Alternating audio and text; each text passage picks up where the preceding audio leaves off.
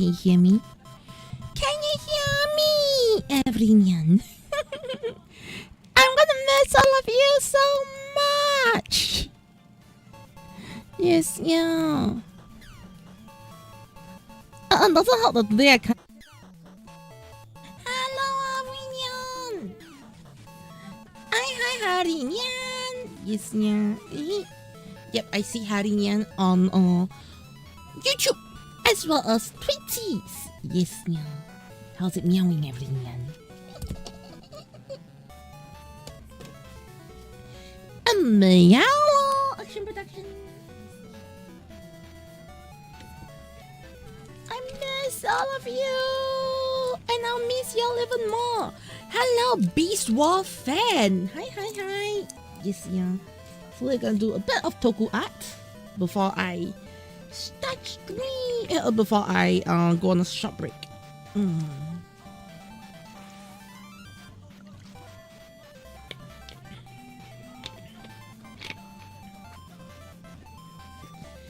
at the Meowies, enjoy. Wait, you're watching the zoo thing, right? The zoo show, right? Oh my god, Zootopia. Am I right now? I'll be back on Monday. Because tomorrow onwards I'll be preparing for event, yeah? So I won't be able to stream unless some random stream, yes, yeah. Which is also why this coming week all my watch parties will be delayed by 1 day. Yes, yeah. So a weekly new episodes will be moved to Monday, then the one will move to Tuesday. Yeah. Just for this week. Yes, yeah. Yeah, show.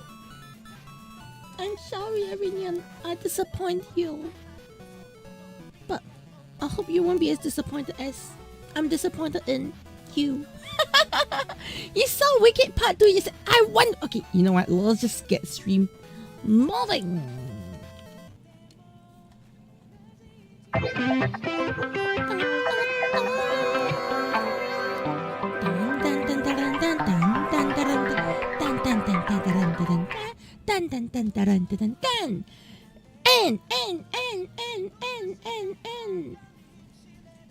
I'm trying to reach my buttons.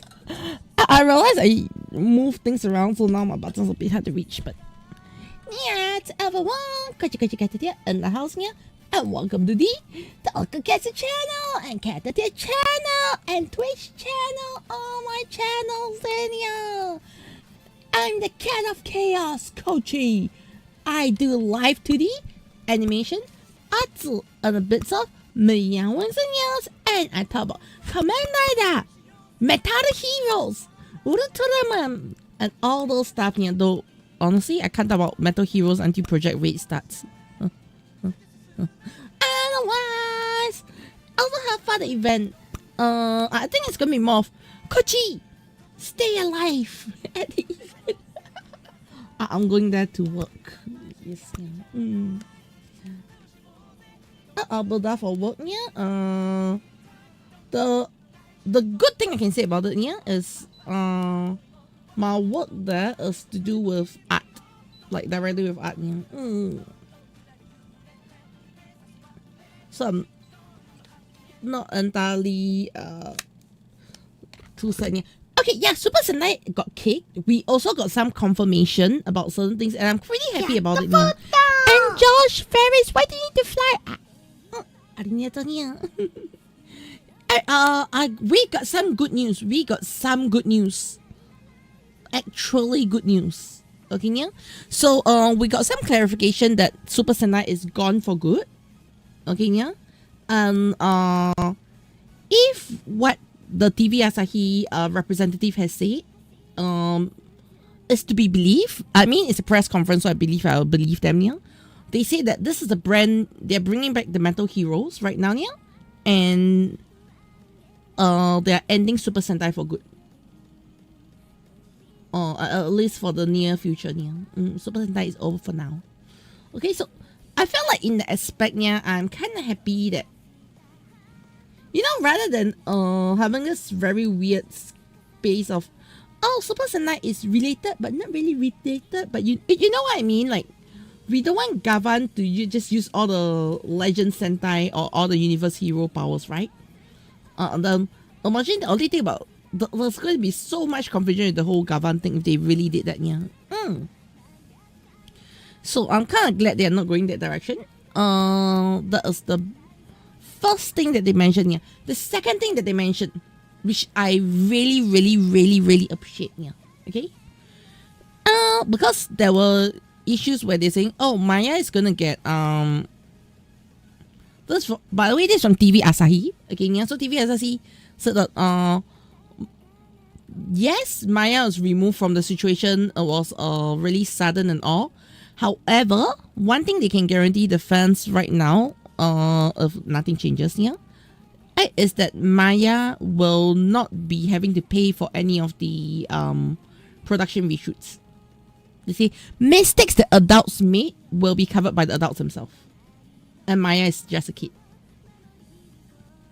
So I think on that hand, TV Asahi kind of understands that someone messed up, but it's not Maya.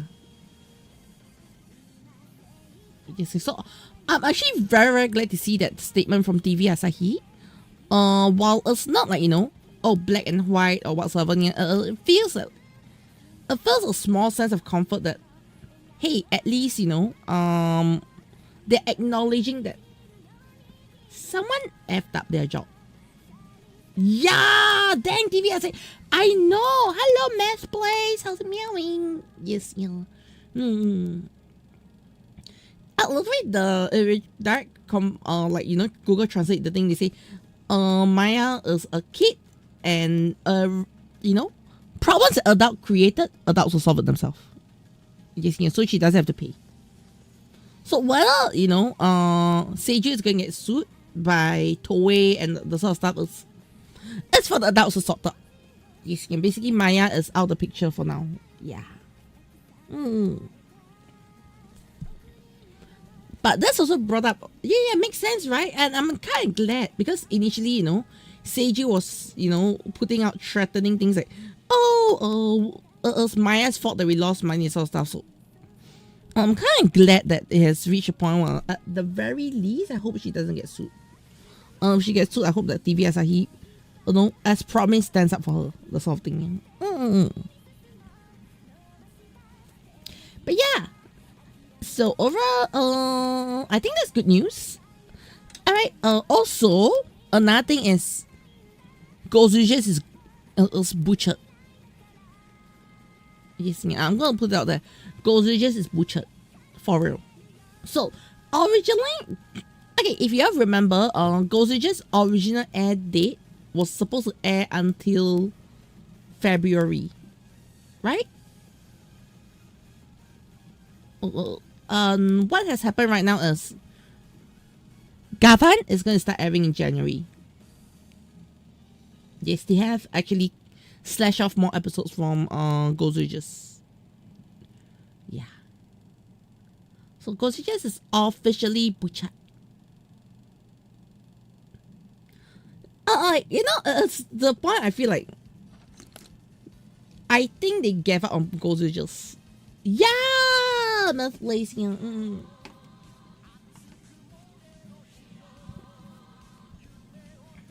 Rush ending. Hello there. How are you doing today? Meet Mush Gaming. Good. We're gonna be doing some arting though, not gaming. Yeah. Alright. So I'm now currently drawing. I'm sketching a new outfit for myself right now. So just like, you know, I've actually created like this template right now that I'll probably use for the foreseeable future, yeah. Until, you know, one day I feel like my art style has changed too much and that I want to, like, you know, do a new design, yeah. But for the foreseeable future, I intend to use this design, like, you know, template for myself, yeah. Alright, and I have included 2 hairstyles for myself, yeah. So the first hairstyle is this one. Alright, so if you notice, I've also got a new hairstyle with my other my upcoming model as well, yeah. So the new hairstyle also has a new you know, just a bit. There are some differences you may not notice, okay, yeah. But if you look up close, there are differences. Yeah. So I was like, sometimes I feel like the older hairstyle works on certain outfits, yeah, but some of them are not the same, yeah. You're thinking about doing VTuber in the future? Beast Wall fans, nice. Have you thought of your own VTuber design yet, yeah? And yeah, getting excited for Metal Heroes. Honestly, I'm actually kind of excited for Metal Heroes. Yes, yeah. And yeah, I'm honestly kind of excited for Metal Heroes and enjoy the movie action. Yeah. But yeah. Hello, Raymore Tempest. I've not seen you around for a while. How have you been here?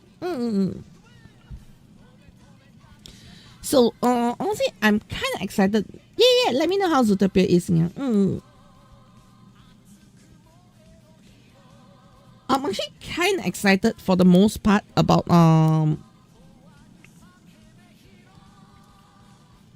alright, what's the thing called again? Cat brain, not braining. Yeah, the sneak peek looks, yeah, Metal Heroes, yes. Yeah. So the sneak peeks look so good. I was like, holy shit, that is not what I expected from Metal Heroes. I know it's like, I'm shutting them off so early, but I was like, wait, I wasn't expecting it to look this good. Although I have my own concerns here where, honestly, the Gavan looks a bit too much like a Kamen Rider. It's giving me like Chrome Kamen Rider Drive vibes. Yes, yeah. I mean, Drive is a police, so I guess it's on team. But I personally feel it's I don't know if they're gonna target the kids anymore. Yeah. Like I did bring out a couple of times. Yeah. I think kids are kind of like, no longer a viable market for Japan. Yeah. And the teaser poster looks like cinema, and I absolutely love it. Yeah. But I need to say that the upcoming Project Red will be my first full Metal Hero series. Yeah. I've never watched a Metal Hero series like completely. Bits and pieces and all, yes, yeah, but definitely not completely, which is why I don't have that sort of attachment with Metal Heroes. Yeah. The closest I have with Metal Heroes, to be honest, yeah, is VR Troopers Big Bad Bitter Box.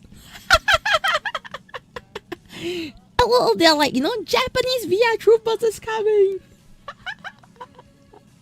Yeah, you remember a movie where Kamen Rider, Super and Metal Heroes fought together? Yeah, exactly. Yeah. And see that me Sentai still makes the Metal Hero stuff. Yeah, I mean, you see everything, but you're just not gonna be used to it. Yeah. Actually, I'm kinda I'm gonna be honest here.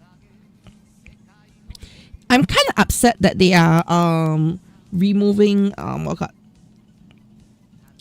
Super Sentai from the roster, yeah, because that was something I did not expect. Like genuinely, as much as I found that Super Sentai has always been not the best out there, yeah, I was actually quite shocked they went ahead to remove Super Sentai. Yes, yeah. I would not have expected that. I'll be like genuinely, it was not on my. It's not. I don't even have a bingo card, yeah. I'm quitting the call. No. Yes, yeah. Honestly, right now when I see the whole Metal Hero stuff, yeah, I actually feel very I don't know. It feels very questionable on a lot of aspects. Like, okay, not questionable in a bad way. Okay, don't get me wrong. It's not questionable in a bad way, yeah. But it feels a lot more like I don't know what to expect from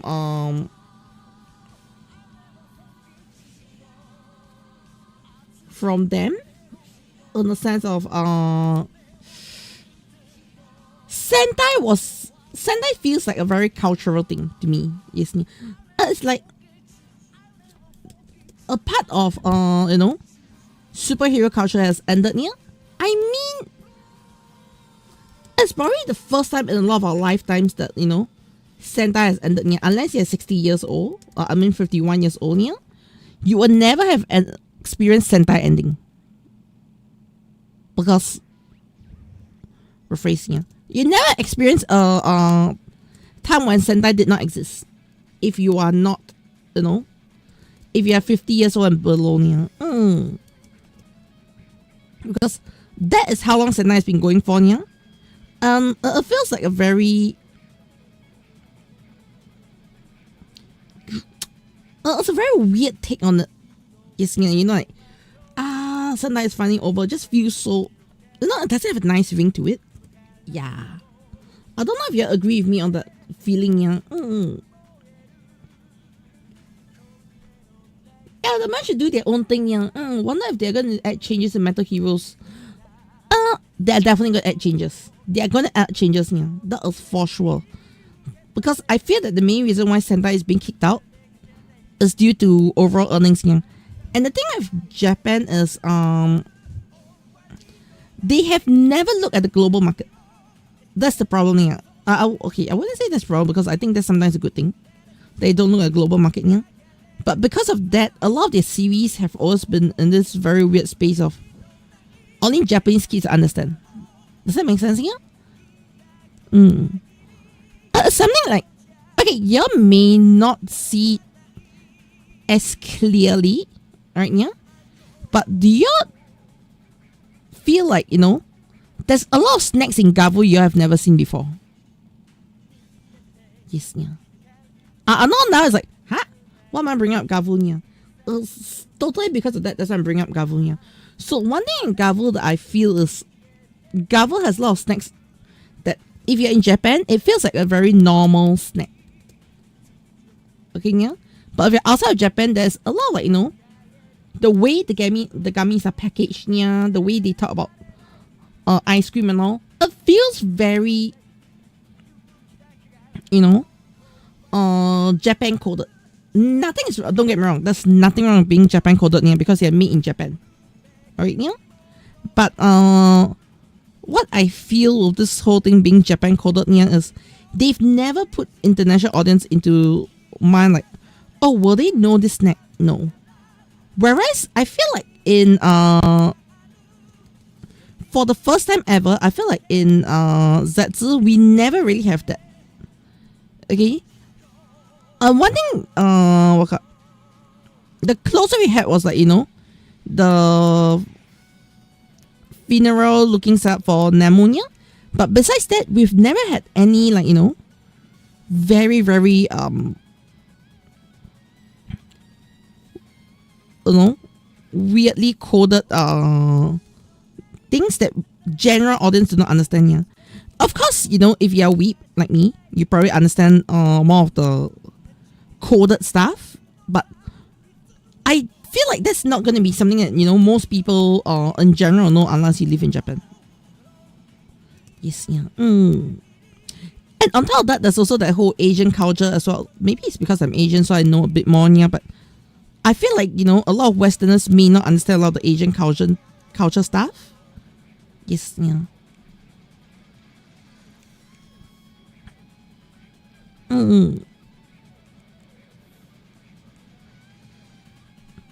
Yeah. And this Kamen Rider is doing good. Imagine Kamen Rider stop. That will be a disaster if Kamen Rider stops, yeah. I'll be like in chaos. But Kamen Rider has stopped before. That's the thing, yeah.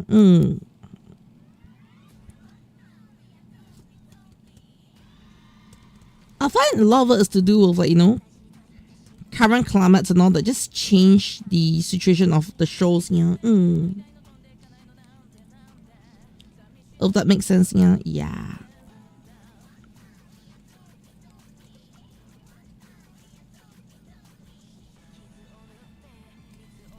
And I felt like a part of childhood that when a lot of favorites already got butchered or cancelled. Yeah. In fact, I was really sad when Ultraman was gone. Yes, yeah.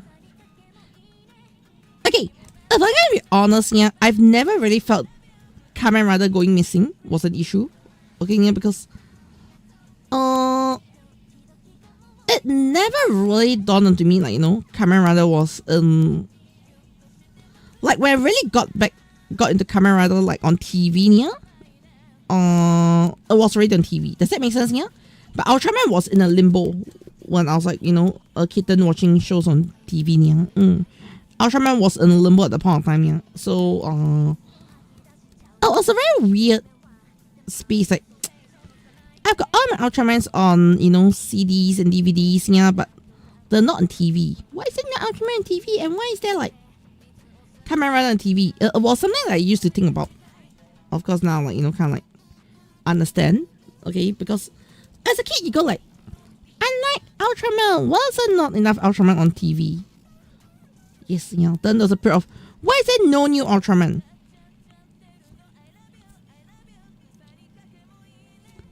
Yes, yeah. So it was this very weird spot that I felt.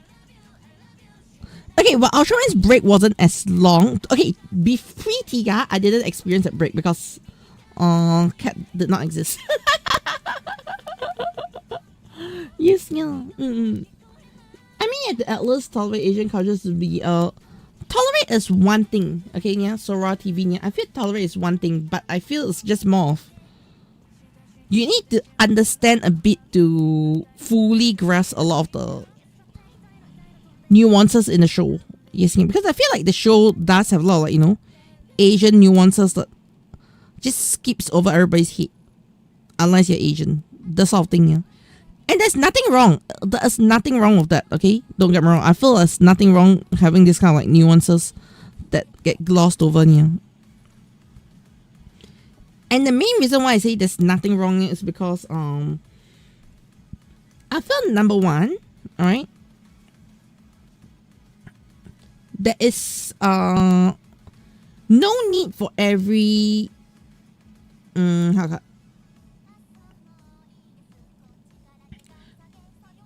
no need for every culture to be included. If not, it's not going to be Kamen Rider. Yes, yeah. So I'm actually fine with that being the case, to be honest. Yeah.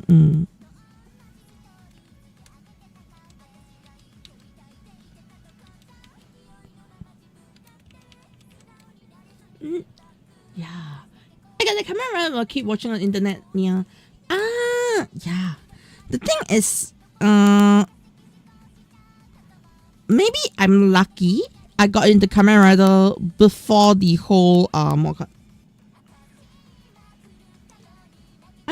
don't even know why I have them, but I got into Kamen Rider because I started watching them on CDs. Yes, yeah, as opposed to TV actually. Yes, yeah.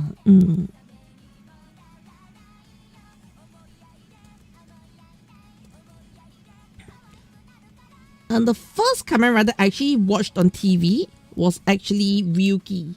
But I was a couple of years late. It was not like, you know, when Ryuki was airing, I got to watch Ryuki. Yeah. It was a case of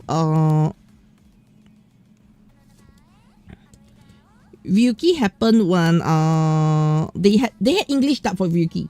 Yes, you know, I watched Ryuki for the first time was in English dub. So using that as a, you know, base, you know that it was not like, you know, as Japan ad, I watched Ryuki. No, that never happened. I was sure it was the case here, but that never happened. But the first rider I watched on TV was Ryuki. Yes. Yeah. Honestly, I visited Japan before, yeah. To be fair, Japan was not was a lot of what I hoped for it to be, yeah, and also a lot of what I didn't expect it to be. Yes, yeah. Like, one thing I say is I expected to enjoy Akiba a lot. Okay, yeah. Like, you know, Akiba is supposed to be like the holy grail for otakus and all, yeah. I expected to enjoy Akiba a lot. But the weird thing was, I actually enjoyed... Okay, the one thing I really enjoyed Akiba was food. Bad food. Rephrase, I enjoyed a lot of bad food at Akiba. I'm not even going to call it good food, okay, yeah? I enjoyed a lot of bad food in Akiba. main reason why niya is cafes, Final Fantasy Cafe, the sort of stuff niya. Yeah, it's all in Akiba, so I enjoy a lot of bad food in Akiba. 5-star bad food. Yes, yeah. Okay, but 5-star bad food aside niya, aside from one camera shop and one card shop that I really enjoyed, I felt Akiba was very underwhelming. Yes, yeah. I don't know. It's not what I dream Akiba to be. Yes, yeah. Like even the shopping aspect of Akiba, yeah, I felt I had enjoyed a lot more at No, there are great food elsewhere at Rimuru Temples, yeah. I was talking about I went to all the cafes like Kamen Rider Cafe, the sort of stuff, yeah. Final Fantasy Cafe, Monster Hunter Cafe. So that was where, you know, I ate most of my Akiba food there. Yes, yeah. I hope that makes sense, yeah, yeah. So I feel like in terms of food, I didn't have a lot of good food at Akiba. In fact, most of the food at Akiba was really meat because I'm totally paying for food, okay?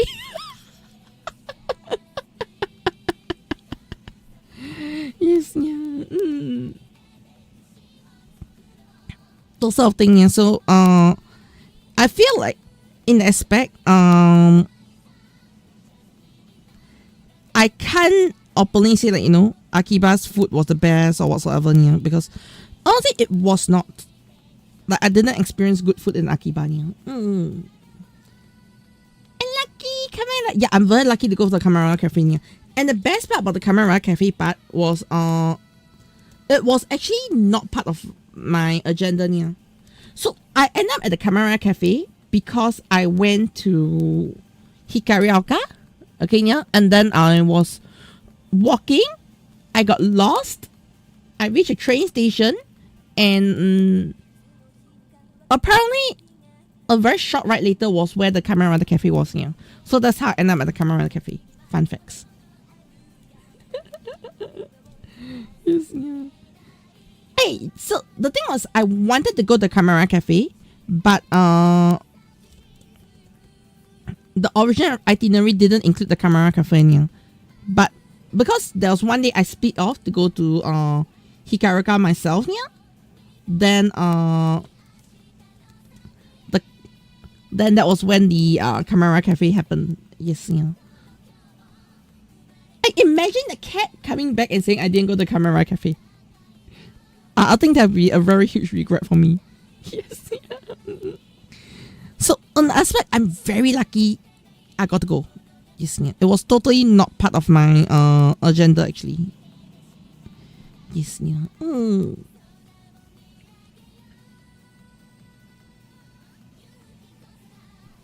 Yeah.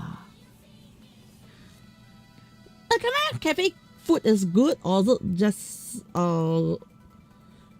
okay, can I say among all the themed cafes I went to, okay, yeah, I went to Monster Hunter, I went to Final Fantasy, I went to Kamen Rider / Super Sentai, so they're actually like, you know, superhero cafe, yeah. So the best meal I had in all this themed cafe, yeah, was actually at the Kamen Rider Cafe.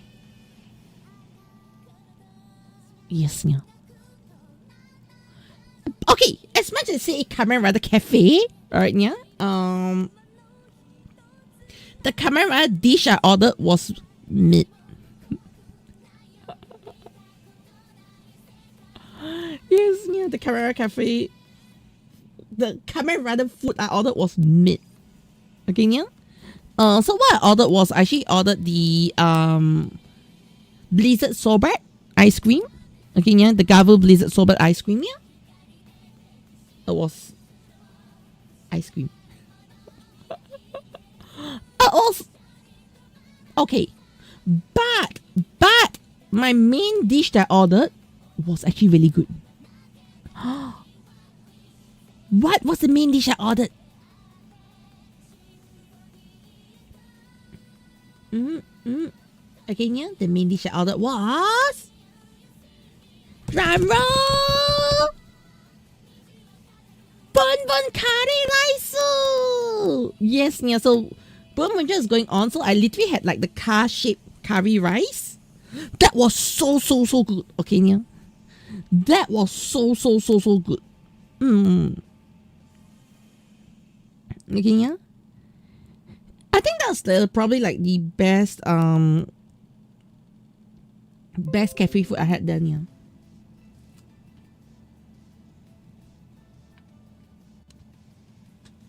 Yeah. Oh, those Final Fantasy Cafe, yeah, and Sentai Cafe. Sentai and the Kamen Rider was together. So I had very meat ice cream, but my main dish was really good, yeah. Which was actually the boonboomger curry. Yeah, it was actually good. Like, I don't know, everything else was but then the boonboomger curry was just holy shit. In fact, when I ate it, I was like, wait, this actually tastes good food, yeah. Like good food, yeah.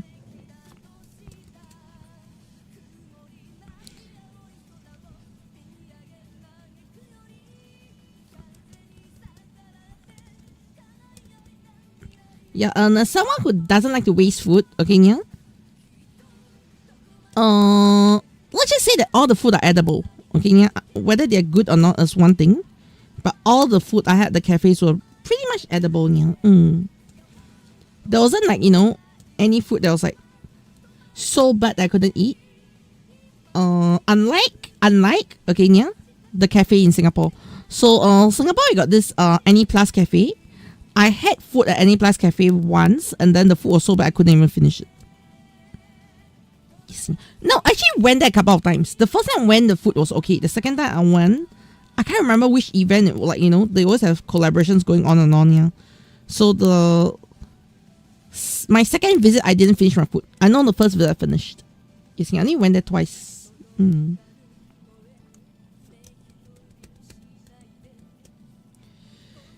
Yeah.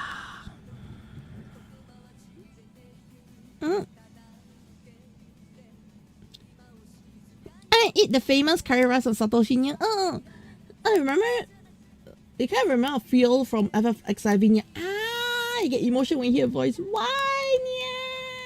Oh yes, I did have a good time there. Oh yeah. Also, the question you're asking: did I buy anything there? Yes, I of course did some shopping. What will Japan be without shopping? Yes, yeah. Though, I gotta say, I'm kind of regret also, yeah, when it comes to shopping part, because when I went there, I was going there on a pretty tight budget, yeah.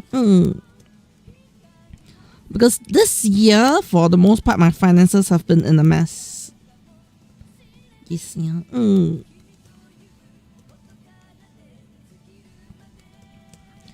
So, I basically went there on a very tight budget, and I think that is probably my biggest regret, yeah. Because I was not able to buy everything I want. That's for sure. Okay, yeah. And I'm not talking about, you know, oh, I want to buy CSM toys or what else then, yeah. It was, that's like price figures. I was like, even calculating should I buy or not, yeah, because, I was out of budget, yeah. There's actually one figure I was looking at. It was like 2,000 yen. I was already hesitating. Yes, yeah. Well, I hope you all realize that at 2,000 yen, I'm hesitating to buy. That was the state I was in, and I wasn't really happy with. Yes, yeah.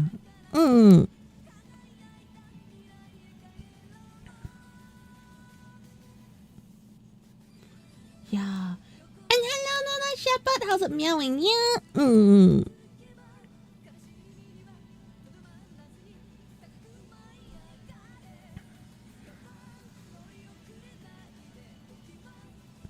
But yeah, so overall, yeah, well, like I said, I did enjoy my trip there. No doubt, yeah, no doubt, yeah. It's just, I couldn't enjoy it to the fullest. Yes, yeah. I think that was the biggest thing I struggled with. Yeah, I have pictures to keep. Yes, yeah. Maybe next time in the future. Alright, the thing is, I have been thinking of, I I feel that I do want to do like a Japan stream. Yes, yeah, you heard me right. I was thinking of doing a Japan stream. So okay, the biggest problem with Japan streaming in Japan is a lot of places don't actually allow you to stream in it. Like if I'm not wrong, a lot of the Kamen Rider shops, you're not supposed to stream in them. Yes, yeah. Because Japan is a very different culture. Yes, yeah. So streaming in shops is kind of not very welcome. In fact, okay, a lot of card shops that content creators stream in, they completely ignore the, you know, no video, no photo sign outside. Yes, yeah. Also, fun fact, you're not supposed to take any photos or take any videos in the Kamen Rider Cafe. Yes, yeah. Or Super Sentai Cafe. No videos. Photos, okay? No videos. I believe that's to prevent people from live streaming. Yes, yeah. Like, you know, they can say, oh, no, I'm only recording video, not live stream. I feel that there's a chance to prevent live streamers in general. Yeah. So that was something I had to take away from, like, you know, okay, it might not be a good idea to live stream most places here. However, I did think about, that's something I'm just toying with here. Okay. That's something I'm just toying with mentally. Okay, yeah. I've got no concrete plans, but I was thinking of doing a tokusatsu stream there. Yes, yeah. But a tokusatsu and Caturteer stream, like, okay, I mean, it's both my channels. Okay, yeah. But the reason why I bring up these two channels per se yeah, is I was thinking, what if I did art stream there? And the art stream is me going to various locations and streaming. Yes, yeah. So while I am streaming, my camera will be off. Okay, yeah. That's the key thing. While I'm streaming, my camera will be off, yeah. And it'll be a case where, you know, I'm streaming from my tablet, drawing art of the location itself, yeah. Then when my certain locations, if you have, like, you know, contributed to my Japan fans through, you know, a subathon or something like that, yeah, the people who hit the target would get like an artwork dedicated to them while I'm drawing them. Yeah. So I'll, like, you can send me your OC, I draw your OC in a specific environment when I'm in Japan. Yeah, the sort of thing. So that is something I have been thinking of doing. Which is also the reason why you see I've been trying to practice my art a lot lately. Yeah, because I do want to make sure that my art is of a standard that, you know, y'all wouldn't mind, like, you know, supporting. Yeah. Gonna make a plan when you go. Okay, with the yeah, sounds like a smart idea, right? Yeah. Also, it's a good way for you to get art. Yeah. The thing is, I don't like to ask y'all for, like, you know, things and then you don't get anything in return, which is the same reason why I'm like, I think the best way for me to do is to, like, you know, give y'all like a dedicated commission, yeah, and then I finish from there. Yeah. So if I'm gonna take a plane there, I have to take a plane there. Okay, so the plane to the location itself, to Japan itself, is gonna set me back by about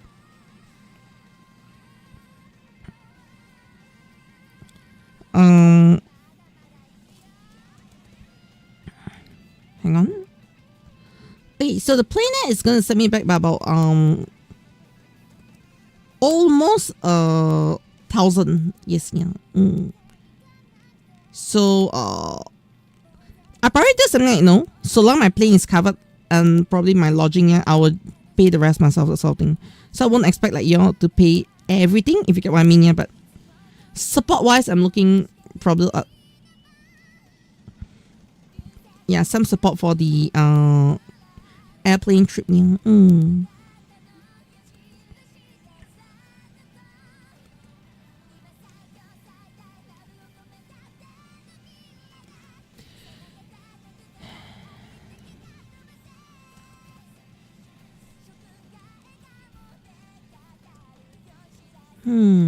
Okay.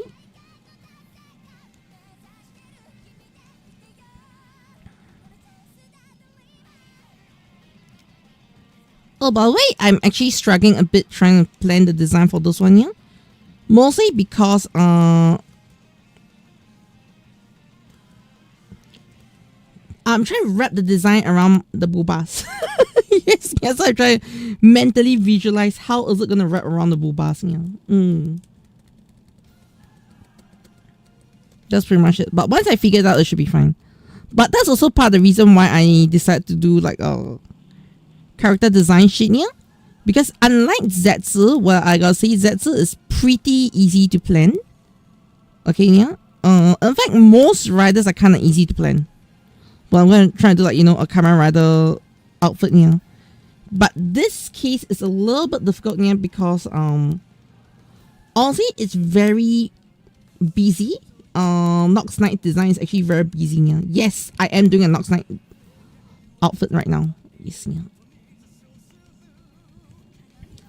In fact, I actually have the post of the Nox Knight artwork I want to do already here. But the problem was I was like, wait, how am I supposed to handle design? So I put a pause on that one here and went to work on the design first here.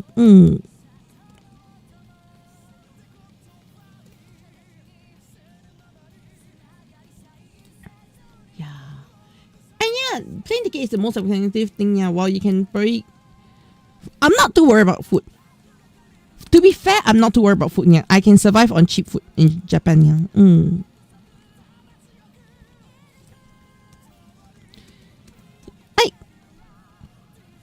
Fun fact, do you know that konbini shops are not the cheapest food sources in Japan?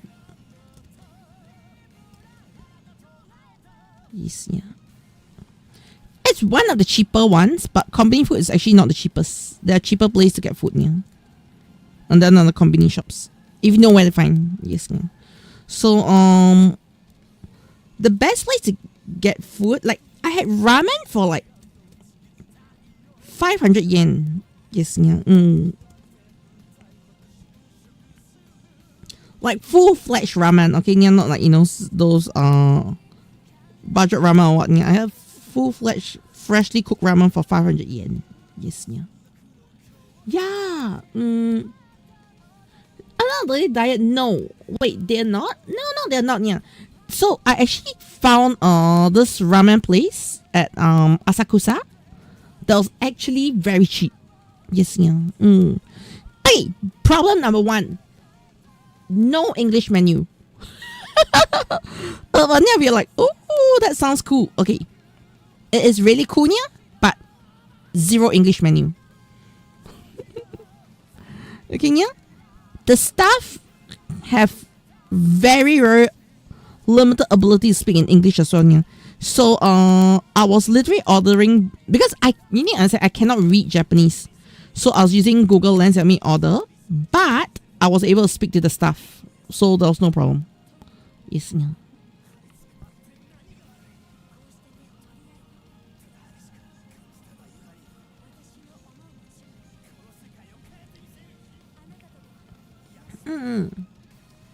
But yeah. And there are 24-hour supermarket. There's actually one 24-hour supermarket. One's at Asakusa, and yeah. Oh yeah, also supermarket has some really good deals on things like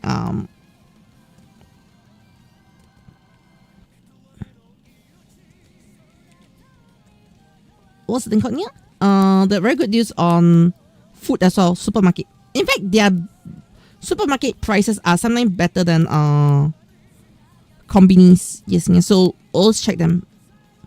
Like supermarket has those they also have like konbini style food. Okay, yeah, but they go on a discount after I think dinner time, so you can go grab them, yeah. And they're actually pretty nicely priced, to be fair, yeah. Also, not health advice, yeah. Okay, but you can be like me and buy supermarket food for your next day breakfast. Yes, yeah. If you are like, you know, on a budget, you want to save, yeah, just buy your next day food during for breakfast, yeah.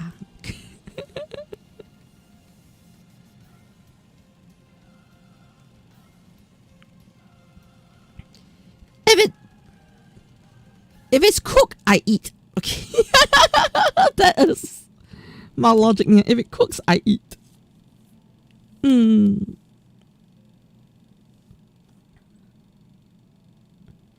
Yeah. Yeah, Google Translate. Yeah, it's hard to understand a little bit. So best of app that can translate stuff. Yes, also have app to help you translate stuff.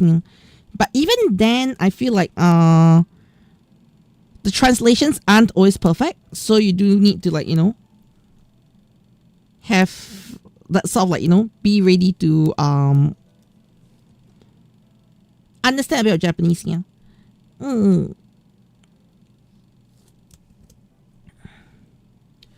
Also, I don't know. Have you all seen the Duolingo AI update? Yes, yeah. Okay, I'm actually very tempted to subscribe to Duolingo for the AI update. Yes. And ding dong ding yeah, Elemental Boy, how's it meowing? Hello, Root Taro's Live, how's it meowing? I was good here, eat it mindset. Yes, that's what I do, yeah. And no, okay. So apparently, people were very pissed at Duolingo. Okay, so Duolingo is like this language learning app. Okay, yeah, and a lot of people were pissed with Duolingo recently because Duolingo said, "Oh, we're gonna incorporate AI into our classes."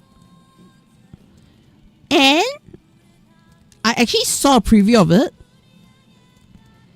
The way they use AI is actually really good. Okay, half of it.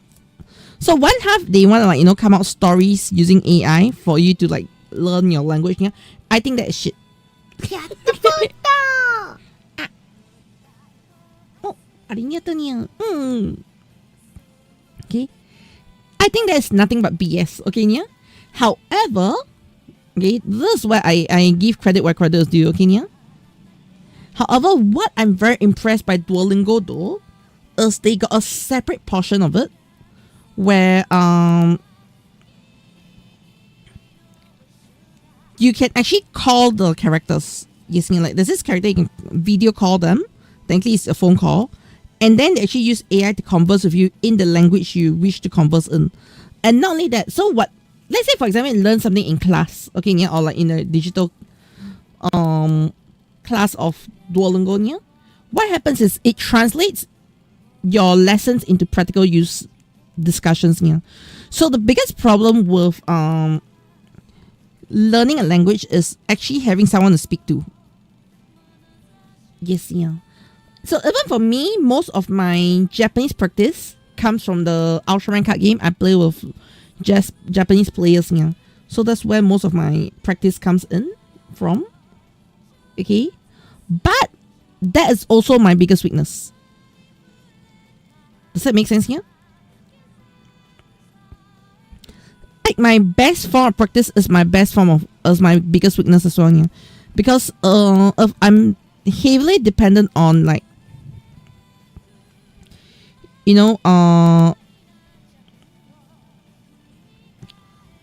if I'm heavily dependent on the game to learn, okay, the biggest problem is I will only have things from the game to learn. Does that make sense here? I actually do not have anything outside the game to learn. Yes, yeah. So that's very weird aspect of I want to learn, but I do not have that practice partner to help me learn Japanese. Yeah. So in this aspect, they actually come out AI chat, like call app, okay, a voice chat app. Yeah. And then they actually speak in language, and okay. So for example, if today you learn about food, then the topics they talk to you will be about food. Yeah. Then they correct you based on the lessons you have learned, because they still have some level of structured lessons in Duolingo. Yeah. So I feel like, hey, that's actually pretty cool. All right. If you get structured lessons, if you get to talk with whatever you learn in your structured lessons, yeah, I think it's actually a really cool concept. Yeah. I'm not 100% anti-AI, but also very anti-AI when it's very poorly used, yeah.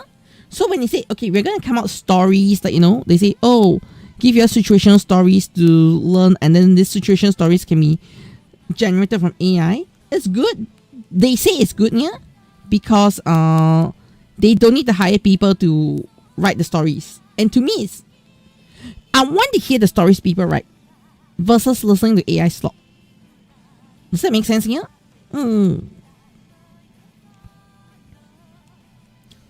So I was actually very against that when I first heard that, hey, they're going to start using AI in their stuff. They're going to fire people. Long story short, yeah. Then so the aspect of the AI usage, I'm very against. Okay, yeah. I'm just going to keep it out there. The aspect that I bring up, I'm very against. Yeah. However, the call part, right? Like, you know, calling the Duolingo character and actually speaking to them in your practice language. Holy shit, that is so good. Okay, yeah? Like, that will solve a lot of my learning problems. I'm serious, yeah. Because the biggest issue is, you know, if you are, even if you go for a class, okay, even go for a physical class, you get to practice with students, but students do not talk the same topics as you. Even with your teacher, yeah, the teacher won't talk the exact same topic as you. Does that make sense here? But in this aspect, they actually got it right. Yeah. So I have to give Duolingo a bit of like, you know, I can't be like, oh, Duolingo shit. Okay, yeah. I have to give Duolingo a bit of credit there. However, alright, to access the voice call feature, yeah, it's $20+ a month. I mean, compared to, you know, paying for a class, yeah, it's not necessarily that expensive, yeah, but it's still $20+ a month. Yeah, so I'm a bit iffy about it. For lack of a better word, yeah.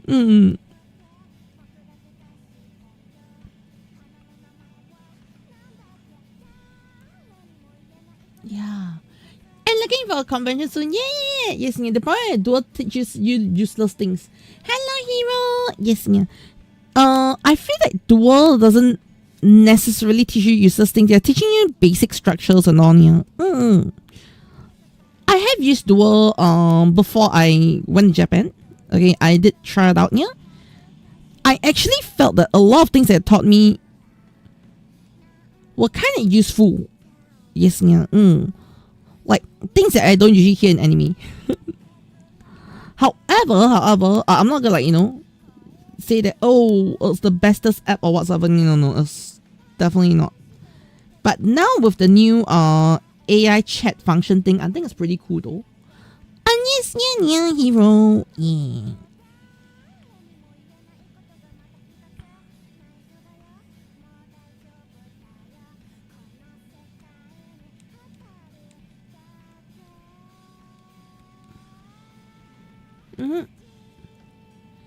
I think yeah, correct. But what I mean is, the good thing about having, let's say, having an app to help you. Yeah, I'm talking about it from, like, you know, if let's say you just looking at it from like just the app alone. Yeah. One thing I am tempted with, okay, yeah, is because they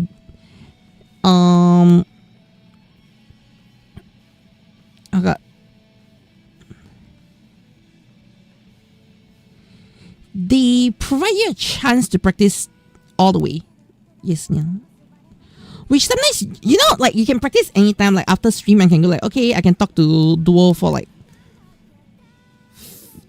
however long I want to before I go and sleep. That sort of thing, yeah. It was just that aspect of, like, you know, practice convenience, yeah, that I really appreciate.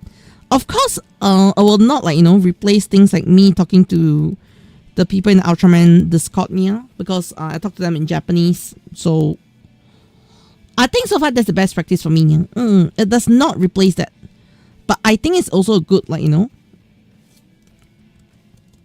addition to your practice options. Yeah. So in the aspect, I have to give Duolingo some credit. Yeah. Not a lot, but we'll have to give some credit. I think it's a cool concept. Yeah. Yeah. Get the photo! Oh, AriNyaTou niya. I did learn to speak Japanese. The main things you do is get camera and stuff. Yes, niya. And Mon Salmon, what am I drawing? I'm drawing my Kamen Rider Nox Knight outfit for my own model niya. Yes. So okay, oh yeah, just now saying that I actually have the post done for artwork that I want to work on here. Let me put it up for you.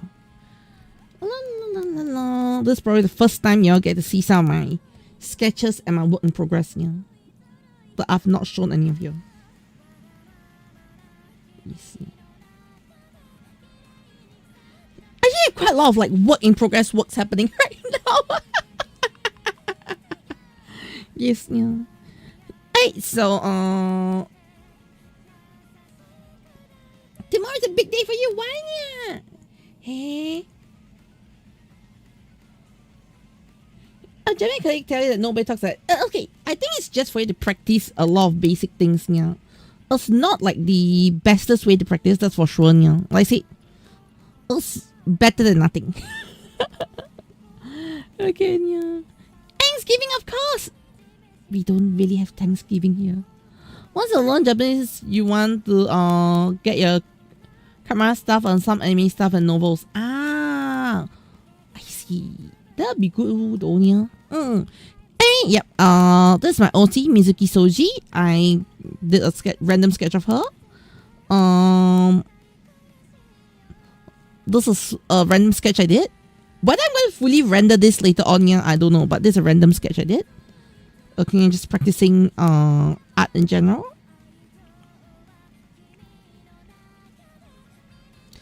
Hey, this is one of the artworks that I did recently. I don't think I posted this yet, yeah.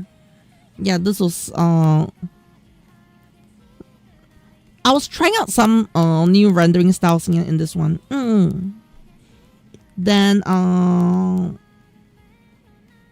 okay, this is the Nox one I'm working on. Yes. Yes, so I was actually playing the pose. I go like, what is Nox outfit going to be? What's my camera Nox outfit going to be like? Yeah. Then I was like, okay, I need to get to the drawing board. Yeah. Oh, y'all want to get stepped on, right? Chat. It looks over AriNyaTou. So this is one of them that I am planning to work on. Okay, yeah. Alright.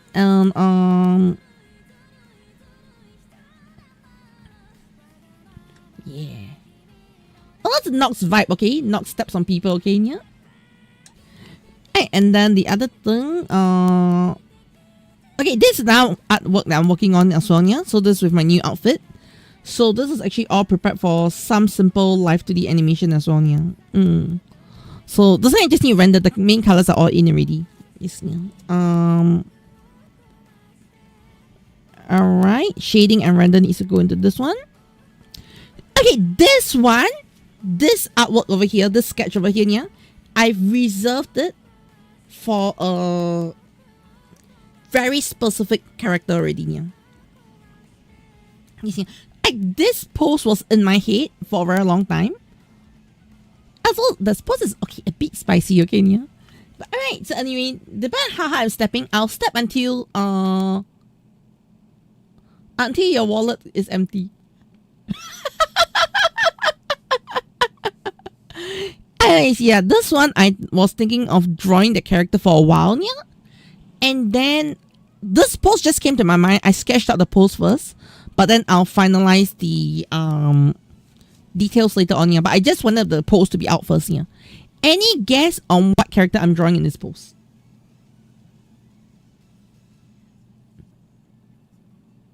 Yes, yeah. Anybody can guess what character I plan to draw in this pose. Yes, yeah. I'm very proud of this pose. This pose took me a while, yeah. Hint, please. Toku related.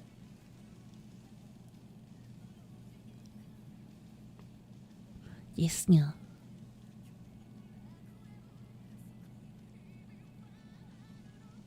Oh, is that good enough of a hint? Okay, it's Toku related. The character uses a sword. But he can only use a sword if his boyfriend permits him to use it.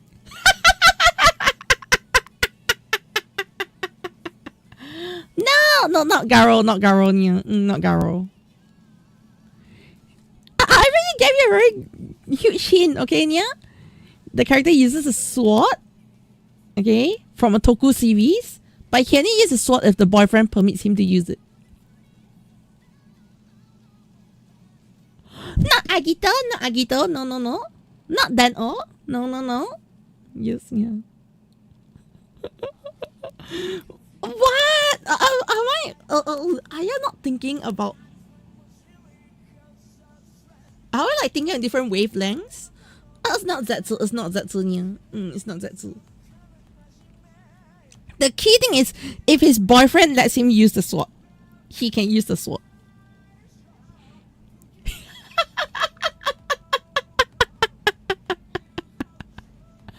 Yes, yeah. Super Sentai related? No.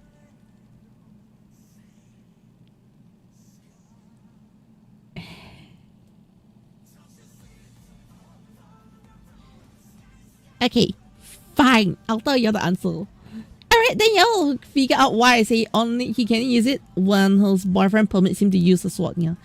It looks like a character is holding a big sword. Yeah, the character is holding a big sword. Yeah. It's not double. Yeah. You're going through all the partnership.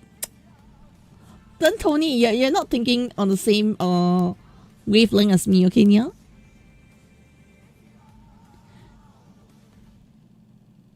I'll give you another hint, okay, Nia? Before I give the answers, maybe I can give you another hint. Okay, I'll prepare 2 more hints. Let's see if you can figure out from those 2 hints that I have, mentally prepared for you, okay, Nia? First hint. The boyfriend doesn't transform.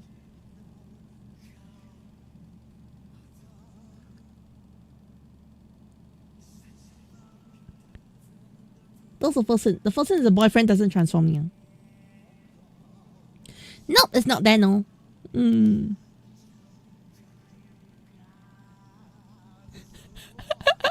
First hint, the boyfriend does not transform. Wow, big hint, right? Very big hint, right?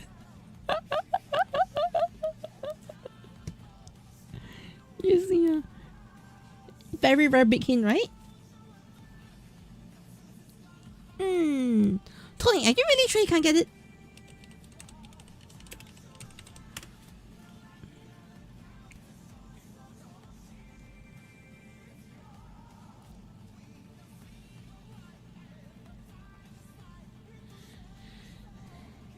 Okay. So it's within the Rider series. I've never said it was within the Rider series.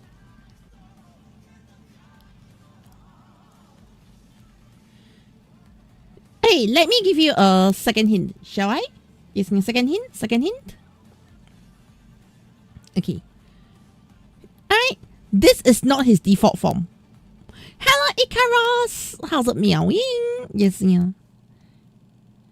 Hey, now they're trying to guess which, what am I drawing here? Yes, yeah.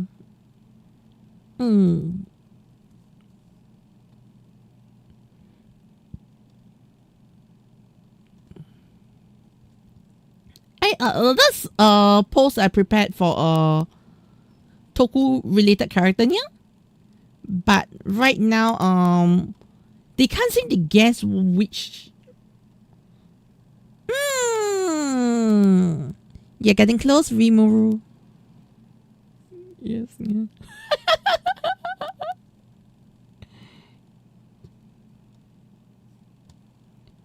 Yes, yeah.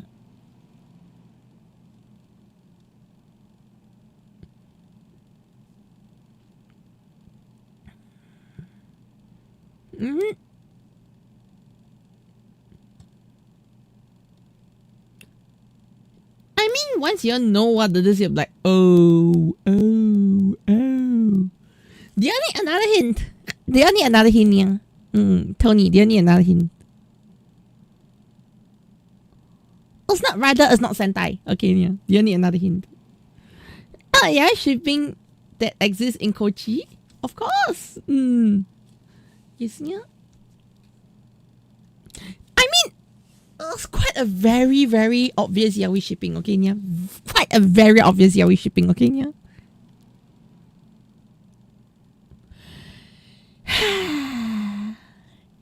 And you can figure out. That's a tough question, yeah. Yes, Omega. Omega Rekinus armor. Yes, yeah. So I intend to actually do the whole Rekinus armor on this setup, yeah. Yeah.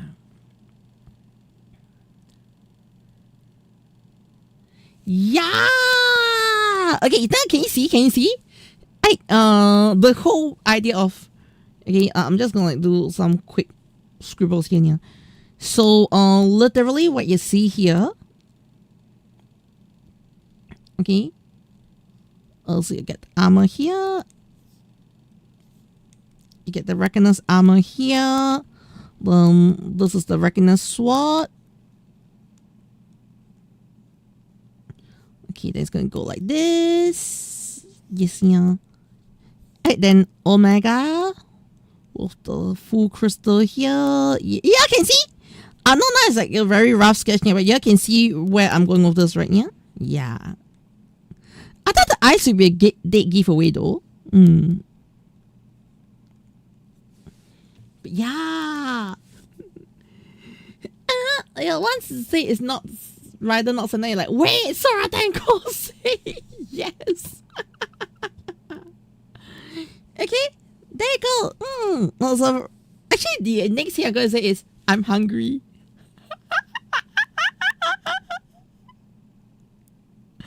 Yes, yeah.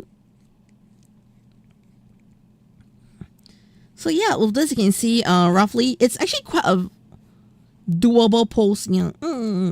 Though I'll probably have to like resize the head, that sort of thing, yeah, to make sure that it looks visually correct before I finalize the rendering. Yeah. But generally, the pose is already there, which is why I wanted to get the pose in first before I started drawing. Yes, yeah. And yeah, I hope that was a good, small little chat and sharing. You see. Oh yeah, I also finished one more commission today. Yay! Da, da, da, da, da, da, da, da. Yes, yeah.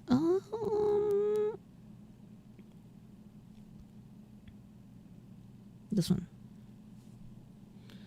I was looking good though. I know, right? Yeah, I'm trying to do a bit more dynamic pose. I've always want to like play with more pose and all. Yeah. But yes, this is my latest commission artwork, by the way. Not Toku related, but it was commission. Yes, yeah. Yeah. You have not watched Omega yet. I see, yeah. Omega is good stuff. Yes, yeah. And yet, the patchy commission. I actually love how this commission came out to be, yeah. So I can actually remove the backdrop. Let me just show you. So the concept for this commission specifically, yeah, it's supposed to look like a Genshin splash art.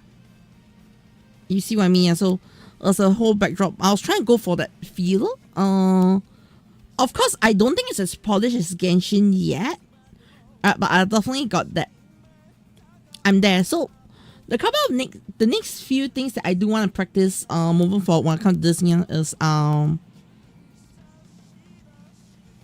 need to figure out my line work more. Yes, yeah. Yeah. But in terms of everything else, I think it's there. I'm actually very proud of this piece here. The biggest problem being artist sometimes is you're proud of your work only for a couple of weeks, then you start to like hate it. Yes, yeah. And a few weeks I think you're like, I think I've learned something new already. Yes, yeah.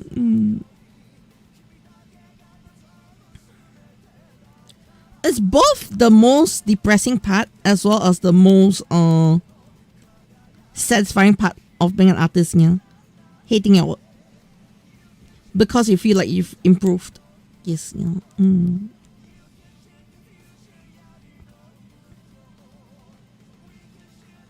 But I just feel that's very, you know, life of an artist. Yes, yeah.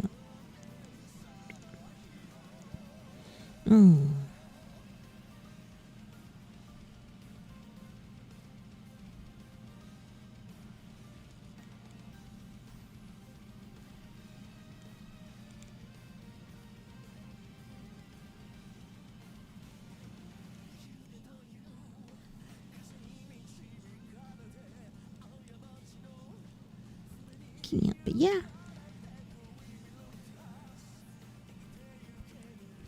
Also, I like how this design is coming out so far, yeah. Like, I definitely did take a lot of, like, you know, liberties in changing some of the design aspects, yeah. But I think it's coming out really nice.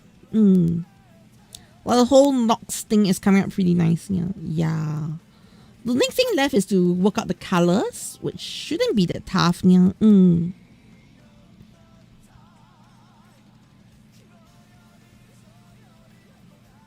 Then after working out the colors, yeah, would be working out the more finer details, I guess. Yes, yeah.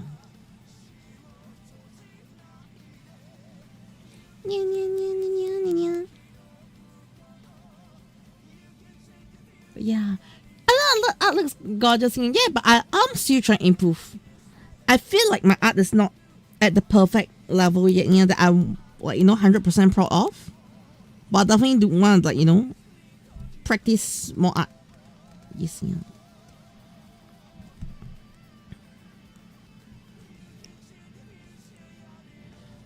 Also, part of the reason why I'm doing the art giveaway. Oh, by the way, do you know I have an art giveaway happening right now?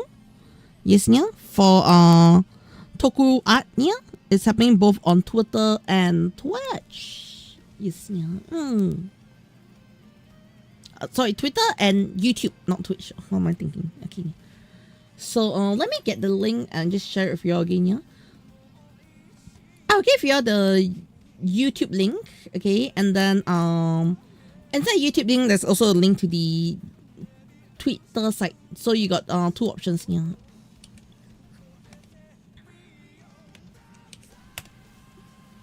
Yeah. So you can enter the giveaway. Awesome. Okay, for those on my Toku channel, it's very simple, yeah. You just have to go there and leave a comment. Because you're probably subscribed already, yeah. So the only thing is you need to be subscribed, leave a comment, and you're done. And then you're in the giveaway already, yeah. Right, on Twitter, you have to like, reshare, and follow. Yes, yeah. But yeah. Simple. Yes, yeah. I'll give away, yeah. So basically you can, I'll draw something that you want. You see, I'm doing an art giveaway. So if you have, like, you know, oh, you want me to draw your characters or what, yeah, this is the best time. If you are, let's say, wanting to be a VTuber or what, and you want to get someone to do your I don't do designs, okay? I need to keep it very clear. I don't do designs here, but if let's say you got your design but you want, like, artwork for your VTuber, PNG tuber, okay, yeah, something like. So PNG tuber, it's like how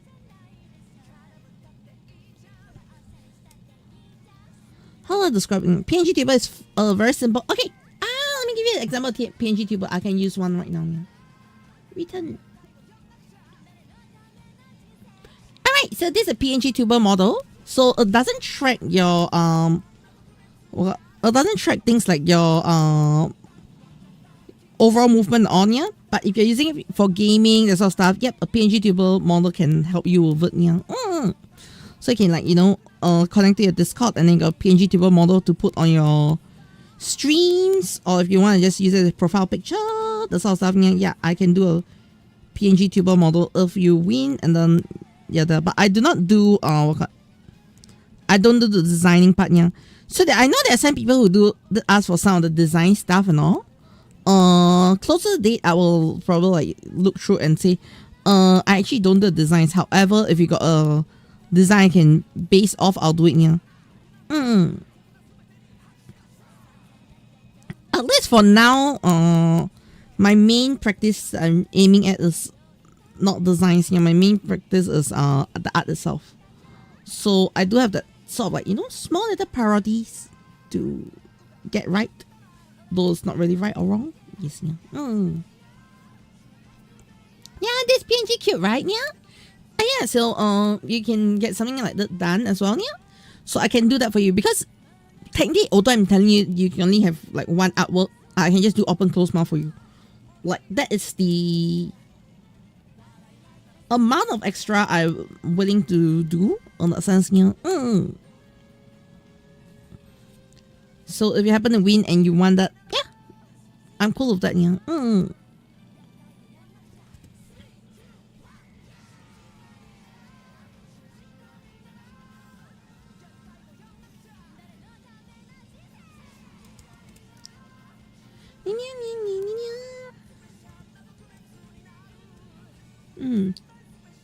I want to get more basic requests, more YCH. I am gonna be opening more commission stuff soon. Yes, yeah, so keep an eye out for that. I am in the midway of figuring out how to open a Scap account as well. Yeah. Cause you need to figure out the Japanese bank part. Yeah. Cause you know, after thinking about it a bit more, yeah, I'm like, actually, if I'm gonna start doing like a lot of toku commissions and all, yeah, I think it's kind of almost necessary for me to start doing Japanese commissions, yeah, because I think Japan has a wider audience as well. So if I want to expand my outreach, it's definitely to Japan as well, yeah.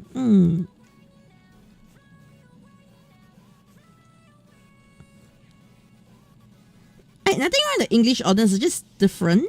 Yes, yeah.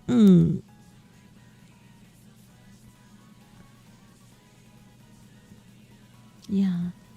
That sounds good for someone who wants that with a PNG. Yeah, definitely. That's why I was like, initially I was like, okay, I'm strictly only going to do artworks. Then after thinking about it, I was like, actually, you know what? Let me change up a little bit and just give you all a chance to get a PNG tuber as well. I mean, to me, like I said, it's not necessarily a very, you know, groundbreaking thing for me to do that, yeah. So it's something that I'm willing to I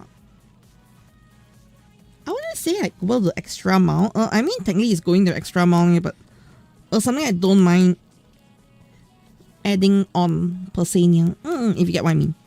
Yeah.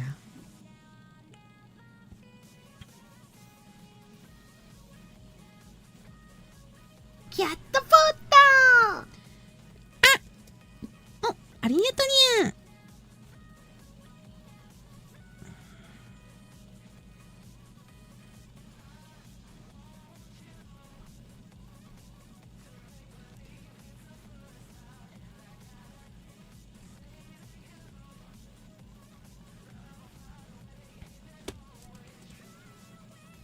Okay. All right.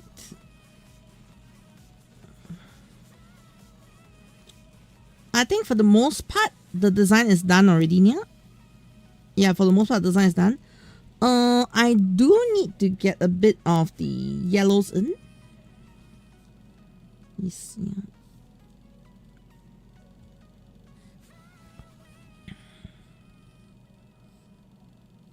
Yeah, but I think overall, we're almost done. Yes, yeah. Nox design is actually very busy, so I'm like, I'm not gonna like, you know, follow the designs all the way, except for maybe the chest over here, yeah. But aside from that, I'm just gonna give like, you know, some sort of like digital looking design, and I'm just gonna call it a night, yeah.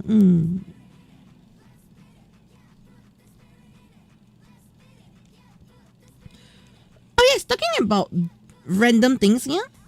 This was the song that got me to almost start a show, yeah. I've already gotten a show loaded onto my PC, but I've not started watching because I don't have time yet. But this song is from Beyblade. This song is so good. Yeah, Beyblade X, yeah.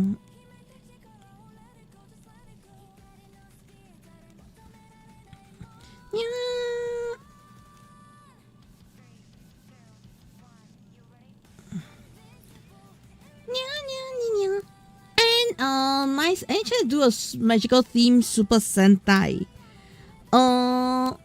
Sakuramita, you mean for me to do?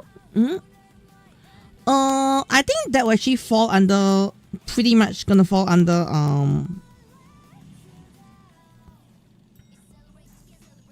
what's it called? I think Magical Girl Super Sentai is gonna be like, what's it called? Precure. Yes.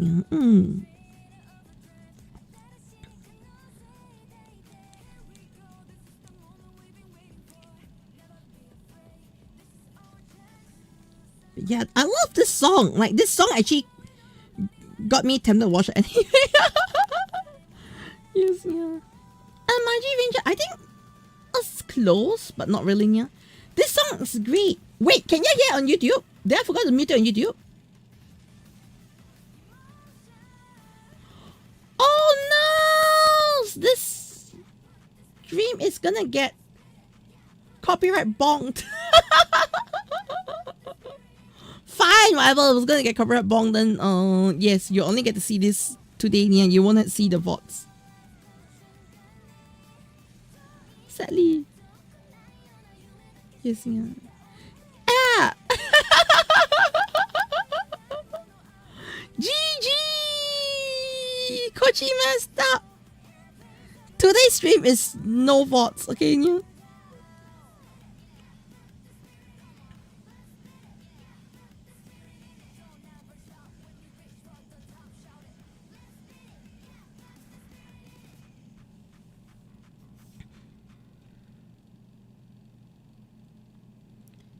Yep, Kochi messed up. Ha ha ha ha ha ha ha.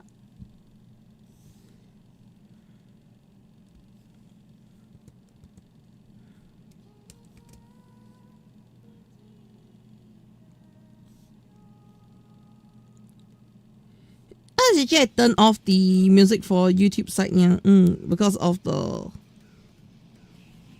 copyright limitations, yeah. Hey, also, that's the reason why, if you have seen like some of the VTubers, they go like what's the term again, yeah?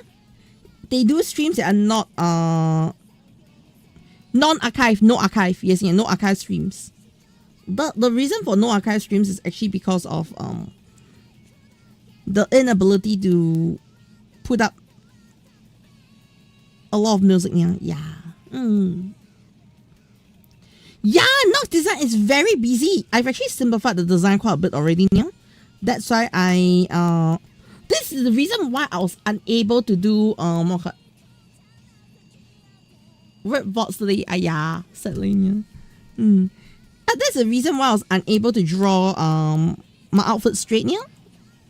She said, like Zetsu, I didn't have to do this level of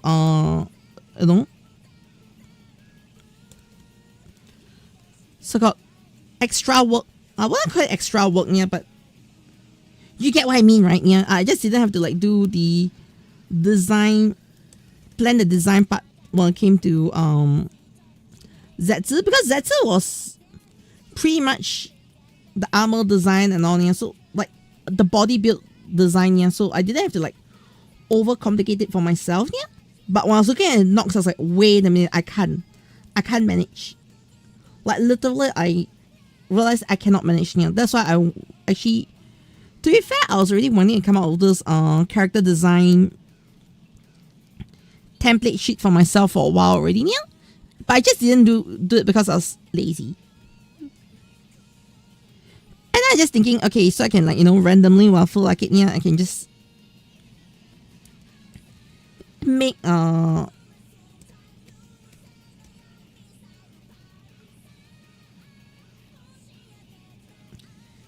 I was initially thinking, okay, I can just be lazy and one day just do what's the thing called?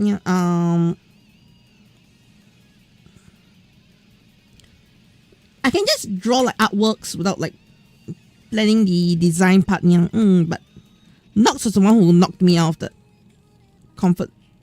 Yes, yeah.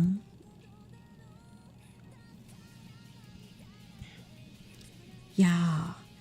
Nothing wrong with the design, don't get me wrong. I think the design is awesome, but it's just I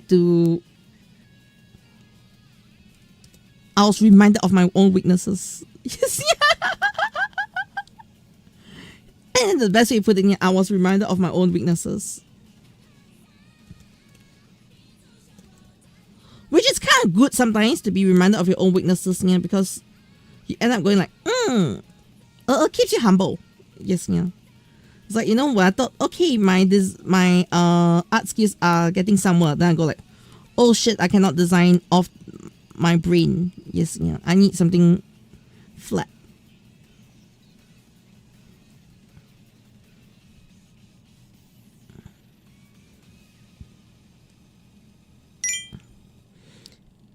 Yeah. And not changing people life once a day, yeah. Shoot, yeah. And ting ting ting, yeah. Elemental boy. I'm like, she's like, wait, did I miss a message?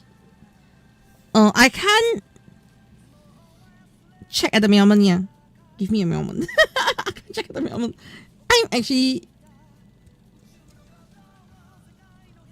sorting out the layer here first, yeah. How do I enjoy Kamen Zetsu? As much as I hate to admit it, I might actually add Zetsu to my list of favorite series so far now.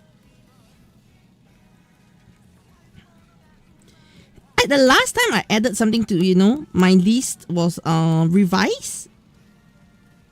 Okay, yeah. Before Revise, the one that got on my list was Derive.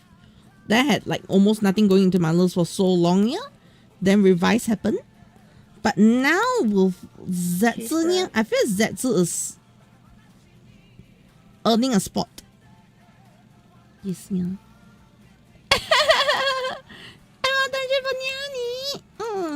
Yeah, I'm serious. Like, for those who have been on my channel, yeah, and you're like ask me like, Kochi, who's your favorite camera? I always go like, which is my favorite camera? I always go like, can I give you a couple? Yes, yeah. I always say let me give you a couple of camera riders, yeah.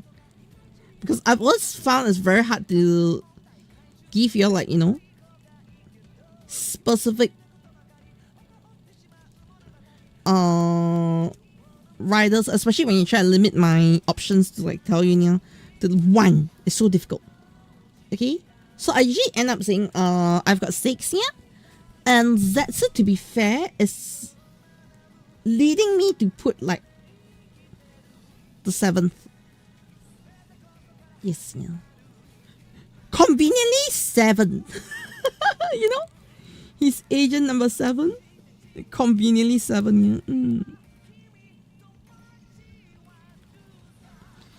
Yeah, for sure is definitely leading me to the Meowman, yeah. It's definitely tempting me to put it in the list, yeah. Okay, like honestly, this year the other show that is tempting to put me on the list, for me to put on the list, yeah, is Omega. Like, I've always loved Ultraman, yeah. Okay, don't get me wrong, I've always loved Ultraman, yeah. But I've never heard, like,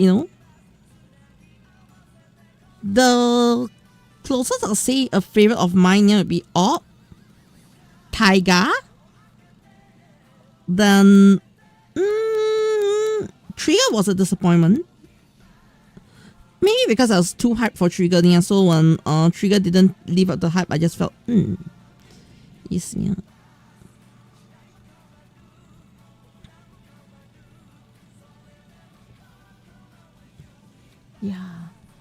Yeah, it's not confirmed yet. I'm still like, sorting my emotions, yeah.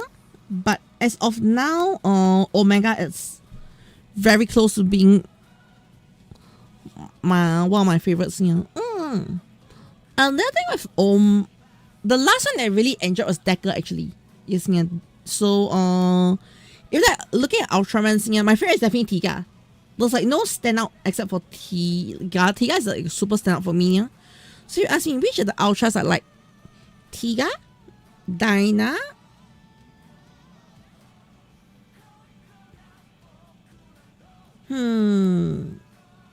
Nexus, oh,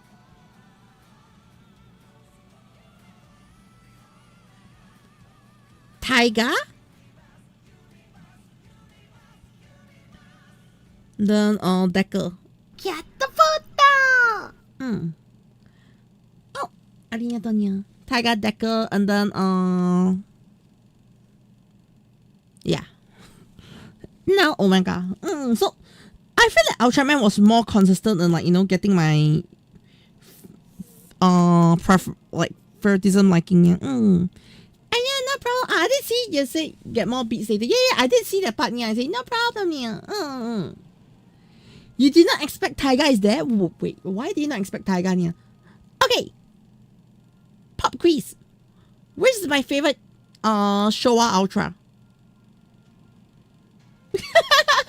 Among all Super Saiyan returns and you do American team to kick the balls on the ball. Oh no! You see?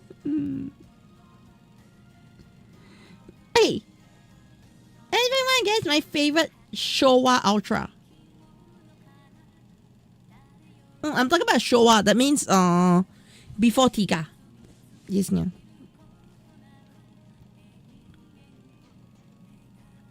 Anyone want to guess my favorite Showa Ultra? Nope, not Ace. Yes, yeah.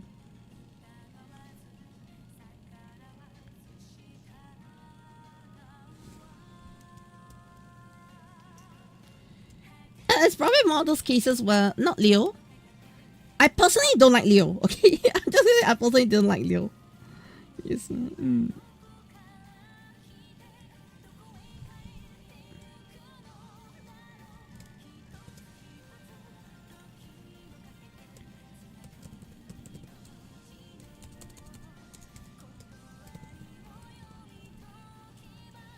Yes. I'm not either a Showa Ultra.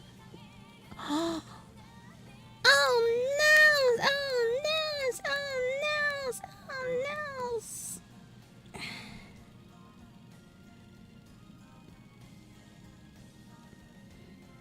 And that would be so funny, yeah? Not Ultra 7, yeah. You know, it'd be so funny if I tell you, not Zofie. Yes, yeah. I hate Zofie.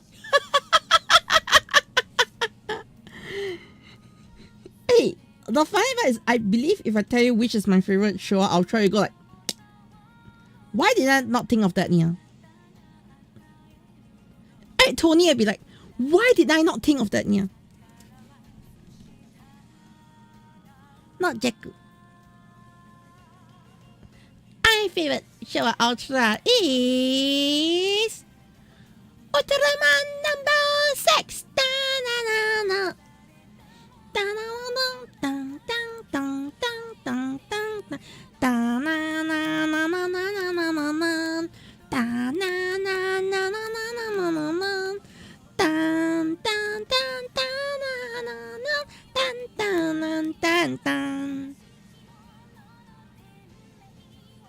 Yes, yeah. Taro! Yes. Oh, you actually mentioned Taro. Oh no! Yeah. Taro. I miss Elemental's message about Taro. Yes, yeah. It's Taro. Yes, yeah. Yeah, Ultraman number 6. Taro! Goman. But yeah, Taro is my favorite from the Showa era.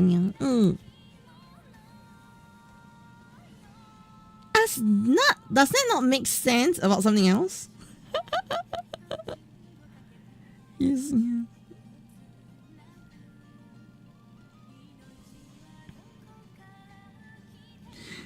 Yeah. also the same reason why I was very hyped for Trigger. But the problem with Trigger was Trigger did not live up to my hype. That was the most disappointing part. The reason why I was super hyped for like I said, could be an issue of I was way too hyped for Trigger that Trigger just didn't live up to expectations. Does that make sense? Like when you're too hyped on something and it doesn't live up to expectations, it just yes, so I feel that was what happened to Trigger for me. But Deco was good. Yes,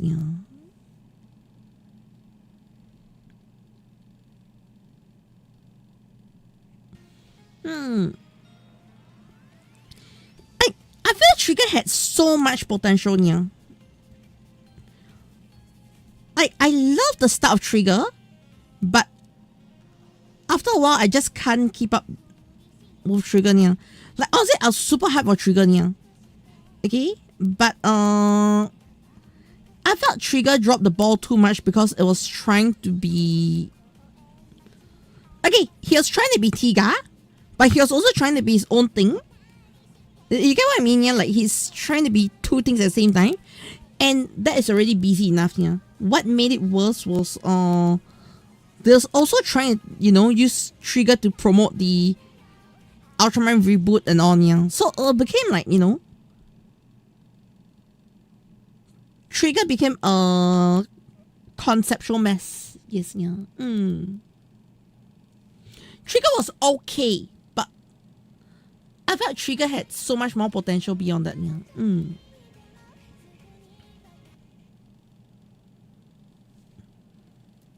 Yeah. Okay, ask me, Trigger has so much potential to be better. Yes, yeah, Glitter Trigger was cool. I'm not gonna deny it. Like I wouldn't say like Trigger is like in my absolute hate list or what, but it was just disappointing that Trigger did not become the very thing I hope Trigger to be. Whereas what I appreciated from Deco, is Deco decided to Deco is inspired by Dyna, new generation Dyna. But one thing that Deco has over Dyna, or rather has over Trigger, not exactly over Dyna, but the biggest thing Deco has over Trigger is Deco was his own thing. Yes, like Deco never tried to be Dyna. Does that make sense? Deco just felt like a genuine Ultra on his own. He had borrowed elements, don't get me wrong, but his borrowed elements were not like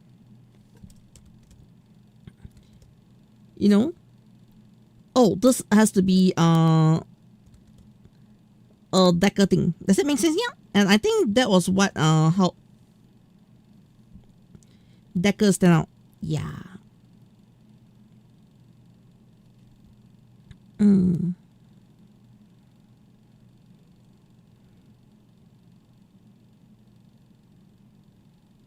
Also, I think my music got stopped.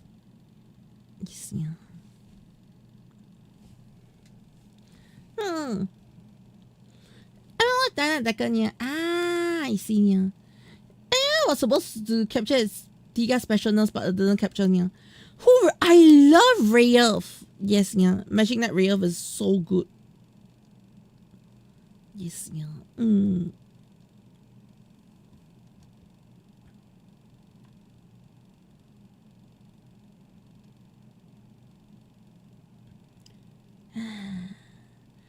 outside the collaboration for GB?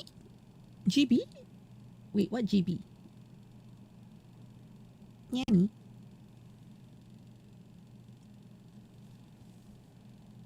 Oh, Godzilla Butterline. Naruhodo. My favorite moments is when it turned into Ultraman to fight human sized enemies. Yeah, I always love that concept. But one thing I absolutely love from Tiga as well is Tiga brings you on a journey. And okay, this is something that Ultraman does really well, and I feel like none of the other tokus has done it. Okay, yeah? And I think Tiga is the best representation of it, yeah. When you watch Tiga, especially as a kid, again, yeah, you don't remember the especially as a kid, if you watch Tiga, yeah, Tiga feels a lot like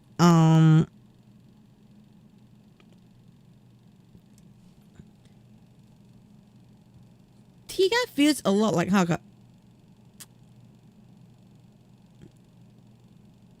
you are part of Tiga. Yes, yeah, Tiga is someone you can relate to. Does that make sense? Yeah, something that you know. Okay, you watch Camera, it's like, oh, Camera is a what cool hero and all, yeah. But when you watch Tiga, it's like when you're done with Tiga, it's like Tiga is in your heart. I don't know how to describe it, yeah. And I feel like Ultraman does this really well. Like the one that consistently does this really well, yeah, I think is Ultraman, yeah.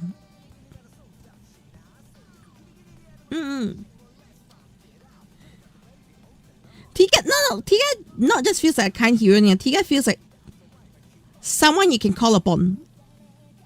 Like it's almost like you can almost believe in Tiga existing in real life, yeah. Does that make sense? Yes, I think Tiga just does it so well. Like there's just this aspect of Tiga I don't know how to describe, yeah, but it's like Tiga leaves. It feels like Tiga can exist. Does that make sense, yeah?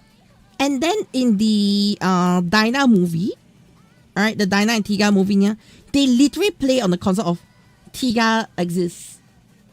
Does that make sense, yeah? It's like a concept that no other series has done. There are other series that like the other Ultra series that does this as well, yeah. I think Nexus does it pretty well. Nexus, maybe it's yes, yeah.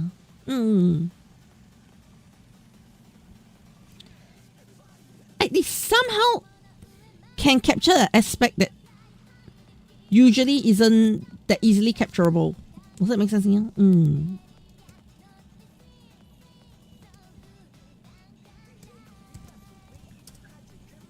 Yeah. It makes me feel like part of Tiga. This is really interesting connection with Tiga that just doesn't happen for a lot of other shows, yeah, which is why I think Tiga is just really brilliant, yeah. Yeah, they're doing a collab with Zoids. Yeah, I read, yeah.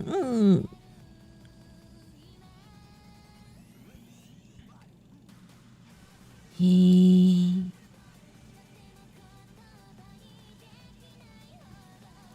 Yours hat.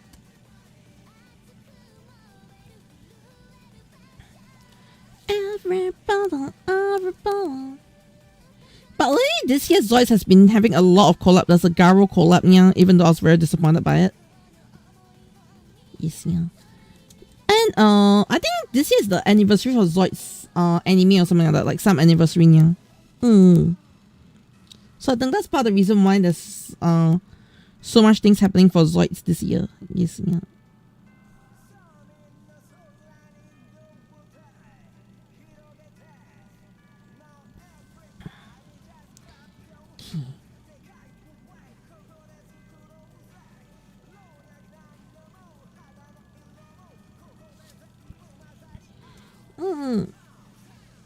Yeah, good times, yes, yeah. Alright. I think I'm done with the design. Yes, yeah. Okay, will there be any changes I make? Actually a bit. Yes, yeah.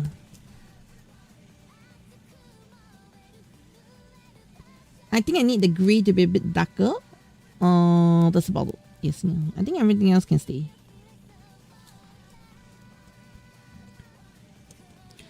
But I need to be more silverish.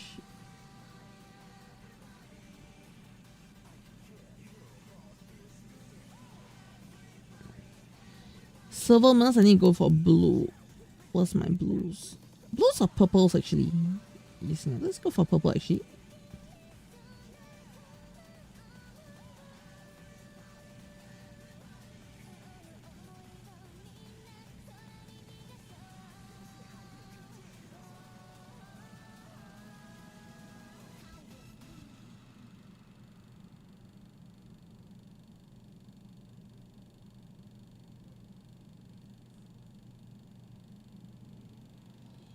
Yeah, okay, this one feels nicer now.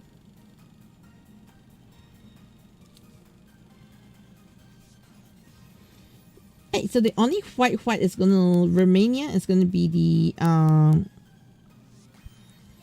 driver is here.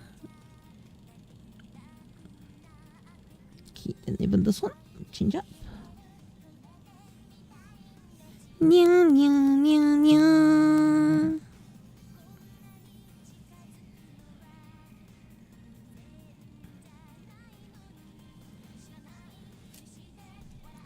Okay, done. Hey, so this is my Nox outfit reference. You see,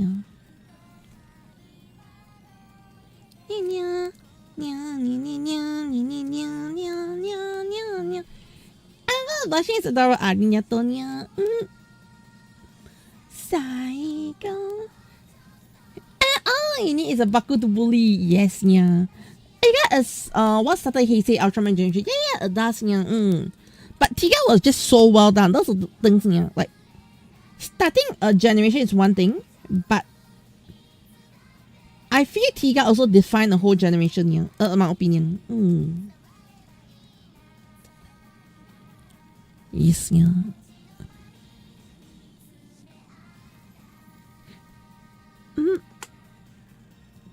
Okay. I'm gonna ask you a question, okay? I'm gonna ask you a question here. Tiga represents a generation of Heisei. Kuga represents a generation of Heisei, yeah? But what represents Super Sentai?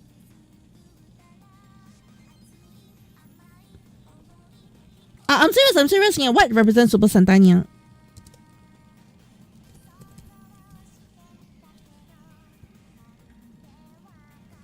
Well, I actually do not have an answer. Yes, yeah.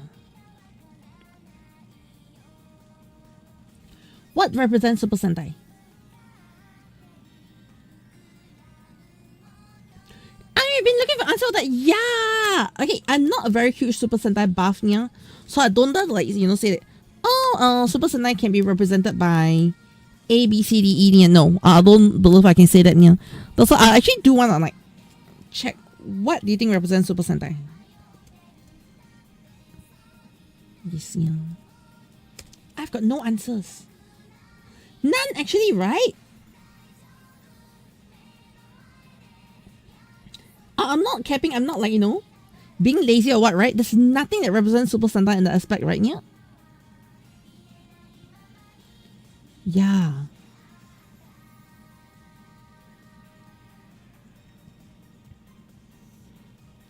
I don't mind if somebody comes in and say, oh, actually this represents Super Sentai properly. My question is why? Yes. Because I'm not I've always said that Super Sentai is my weakest link, or rather the weakest part for me in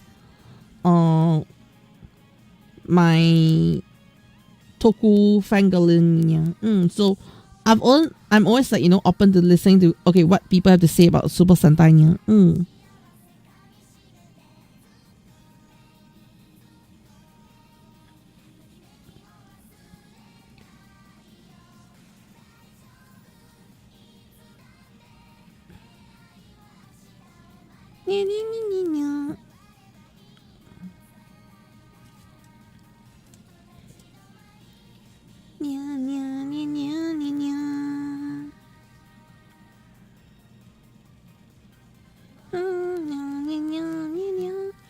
It does not really feel there's that's the thing. I felt, could that be a reason why Sentai is doing badly? Yes, yeah. Like Sentai was never really given that sharp identity. Like the only reason why, hear me out. I do not know. You're not too sure because Go Ranger is Showa and I don't know about Heisei Sentai. Yeah.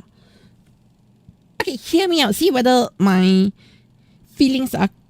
You agree with what I feel, okay, Nia? Feel free to disagree if you feel that's the case, Nia. But do y'all feel like Super Sentai is in a very weird spot? Where, number one, Super Sentai doesn't have a good identity. Yes, Nia. The identity of Super Sentai is a Super Sentai series. Okay, Nia? Whereas if you're looking at Kamen Rider, Ultraman, or whatsoever, Nia, a Kamen Rider series is represented by, like, a Kamen Rider series has stronger identity. Yes, Nia. Although sadly, I feel like Kamen Rider in general has lost its identity with the motorcycle bit, yeah. But as an overall, each series has like this identifiable aspect of it, yeah, that I think Super Sentai doesn't hold. Do you agree with me? Yeah? And Luderick, how's it meowing? Not bad, not bad. Today I am drawing my Nox outfit. Yes, yeah. Just doing some simple Nox art. Nox outfit, yeah. So after I will transfer the design onto my own artwork, yeah. But yeah, for now, yeah.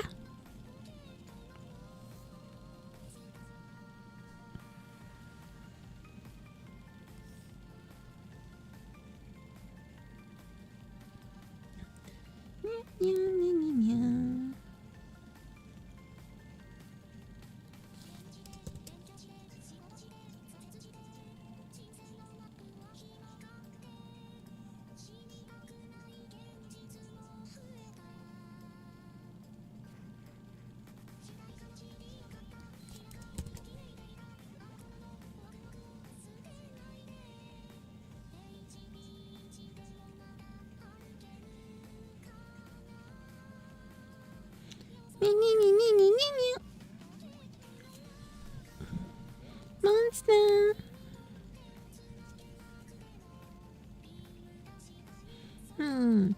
I do agree right now. So the only distinguishing part for Super Saiyan is them as a team. Yeah. That's the thing. Like, there isn't that, you know, that Super Sentai answer, which is the sad part. Yeah, like, I think Super Saiyan is good and all. Yeah, it's just lacking that Super Sentai answer, which I don't have.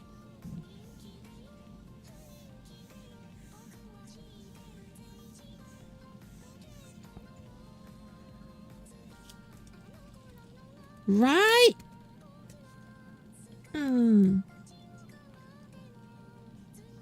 Yeah, that's the thing. Like, Super Sentai have no individual identity for the most part. Yeah. Not all, but in general, it just doesn't hold the same identity. Yeah.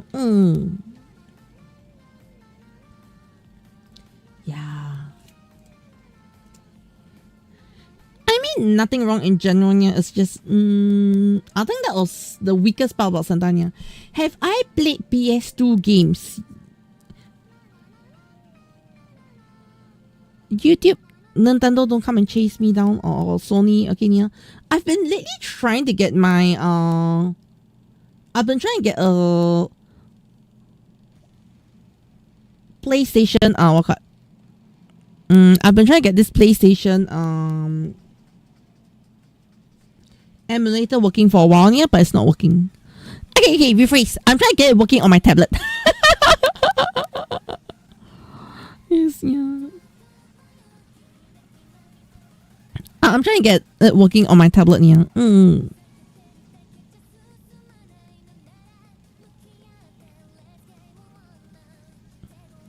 Because I was like, you know, sometimes I just want to like do a bit of PlayStation gaming or some retro gaming, yeah. But I've not figured out how to get it working. You see, that's all.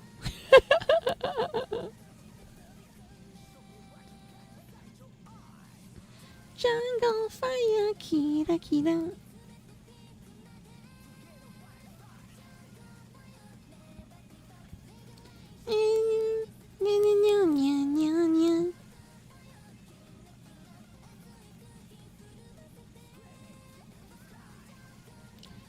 Kira kira.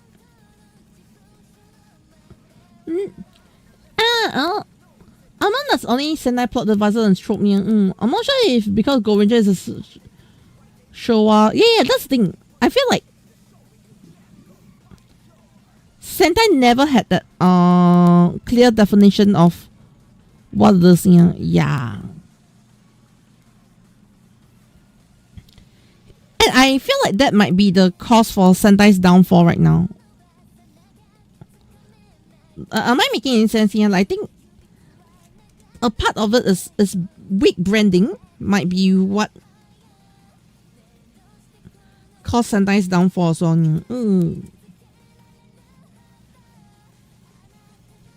yeah. And Maria AriNyaTou. Yep, just finished the Nox design. Oh, the Nox Knight design. Yeah. So I wanted like a Nox Knight inspired design for my own Vtuber model. Yeah. So I just finished it. Yeah. And Kamen Goiron arrived. Nice. Yeah. Okay. I'm happy with this. Time to sign off.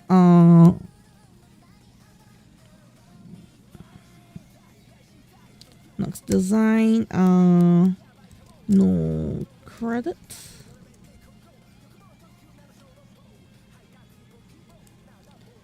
Yeah.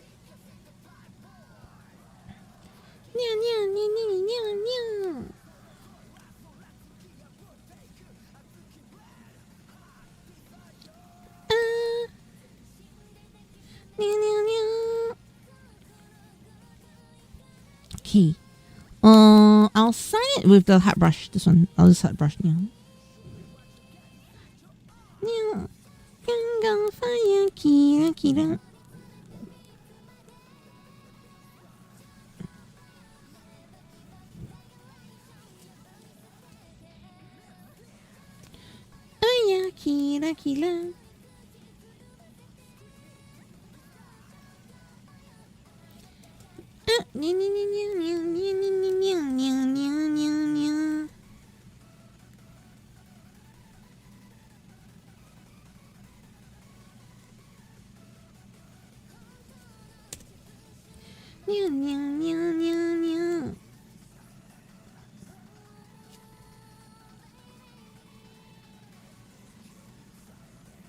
Okay.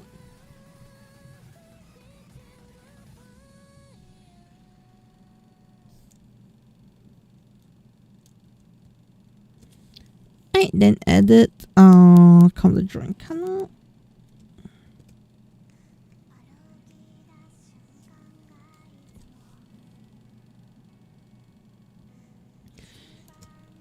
Okay. Right, then save as PNG.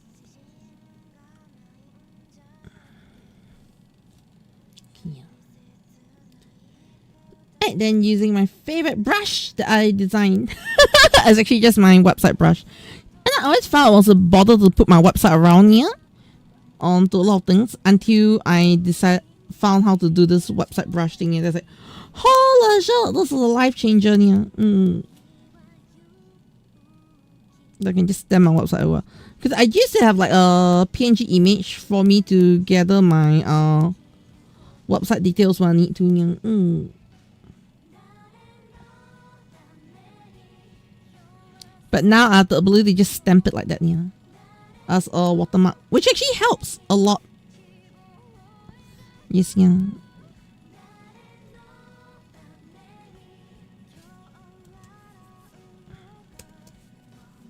That's so amazing, yeah. AriNyaTou. Tika is what?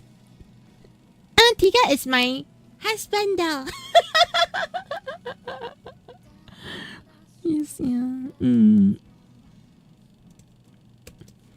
Yeah, okay. So, export all more socials.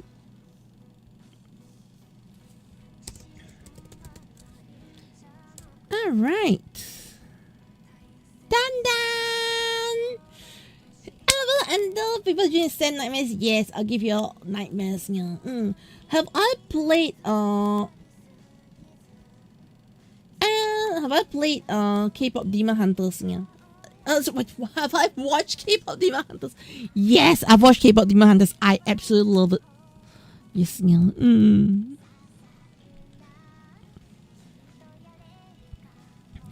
Nya, nya, nya, nya, nya. Dare no tame ni. Nya, nya. And you can fight rain over Daigo. I know, right? Nya, nya, nya, nya, nya. Tame ni.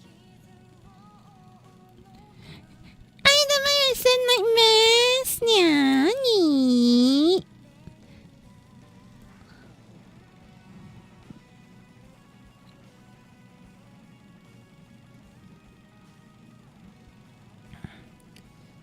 Yeah. Get the foot down.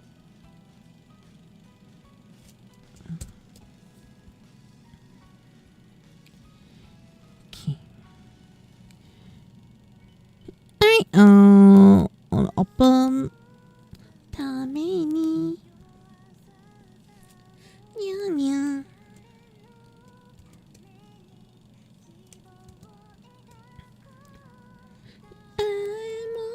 Tamini.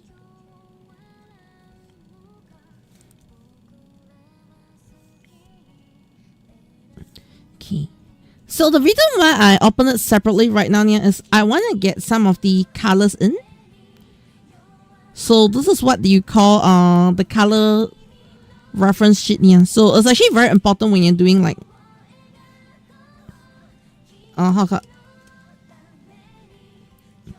when you're doing like character designs, I actually have this color palette out here. So when I need to pick the color palettes here, it's actually easy for me to know what am I supposed to pick here. Because that's something that I sort of learned, like, you know, just having a color palette really makes a huge difference here on my speed and ability to get things done here. Yeah. So okay, the color palettes are all there. Make this one a bit larger. Yes, yeah. Make this one a bit larger.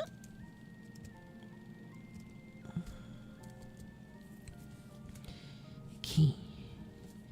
Right, now this border black. There we go.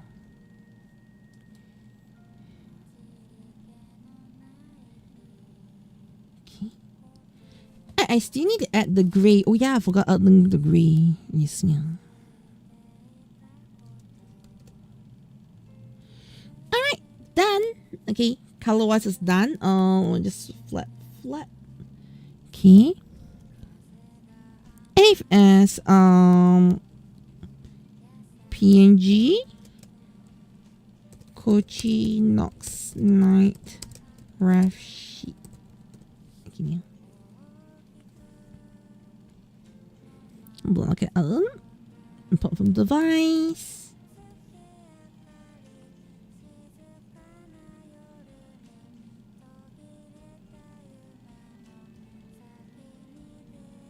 I think it's this one. Oh no, it's wrong. Is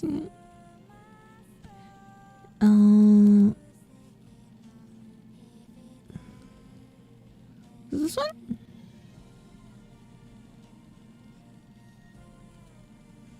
It wasn't. What did I save it? What did I save it this in here?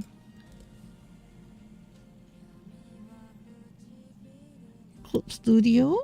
Yeah, a save here. Correct.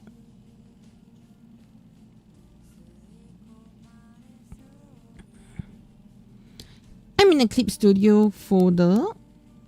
Ah, okay. There you go. Okay, yeah. And it's in. Yay! I'm gonna uncover the national secret.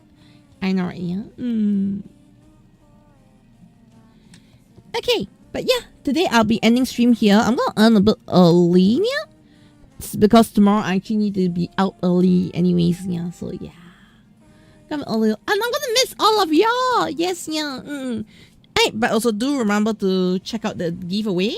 Don't miss out on the giveaway, yeah. There's a chance where you get some Caturteer art for absolutely free. Okay, but do read the rules though. Actually, to be fair, the most important rule is don't make me design things. Okay, yeah. I'm not a designer by, like, I don't mind designing. Okay, yeah, but for this giveaway, I'm not doing a design, yeah. I will do like a design for something else. And yes, Yes, Nagisa loves you. Yeah, you just got here. No. But yeah, I'm more or less almost done with today's stream already. Yeah, because I'm working on things. Yes, yeah. Actually, you know what? Also call Ivania. Bye. I feel sad leaving everyone alone. Yes, yeah. Tony, you can join us on Monday. Yes, we'll be watching on Monday. Yeah. I don't think. Okay, I will be home by stream time, but I think I'll be so dead. Like, you know, my energy levels a bit. But what do I ever plan a Discord in future? I actually have Discord. Yes, yeah. Everyone temples, you can hop on the Discord, join us for watch parties and all. Yeah. Yep, Discord is over there. So this week we will be having next. I think it'll be next week. So I actually do watch like the weekly Toku episodes. Yeah. Yeah. Okay, and also there's going to be one weekend in December that we need to delay by 2 days. It's the Christmas weekend. Yeah, Christmas week. The weekend before Christmas, yeah, will be delayed by 2 days because I'll be busy overseas. Malaysia. Yes, I'm going to Malaysia again. And the episode Zats. Yes, yeah. Okay, well, thank you so much, everyone. I will see all of you again next week. Okay. Fret not. I've got artworks to go up on Twitter, so if you want to not miss out on the things I work on here, do remember to check out my Twitter. Yes, yeah. Okay, that is also gonna be a great place for y'all to find stuff. Yes, yeah. Also, okay. Quick update. I mean, not a quick update, but a quick. What's the word term? Yeah. I want to check if any of you can give me some insights. Yeah. Have you all ordered anything from those who are staying in the US? Yeah. Have you ordered anything from China or Asia in general over the past few days? Yeah. Be it Christmas gifts or whatsoever. Yeah. I want to know something right now. Yeah. Because I'm trying to figure out how am I supposed to ship things to you. Yes, yeah. The reason why I'm asking is tariffs has become a very huge problem. I believe you all know tariffs have turned the whole scene upside down, yeah. Okay. And my biggest concern is you still have a board game coming in here, yeah. I'm curious to know how is it going to reach you all here. The reason why I'm asking that is because I just saw some videos and it was very, very disheartening. Yes, yeah. It made me panic a little bit. Yeah. Actually, you know what? It's starting to come. That's what I hope. Yeah. But let me see if I can find the video again here. There was this video that got me worried a lot. I think it's.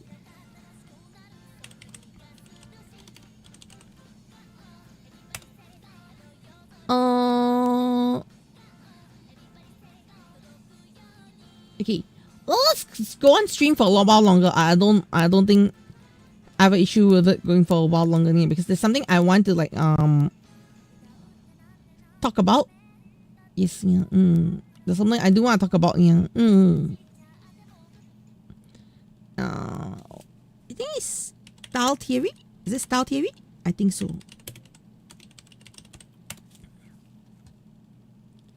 Yes, yeah. This okay.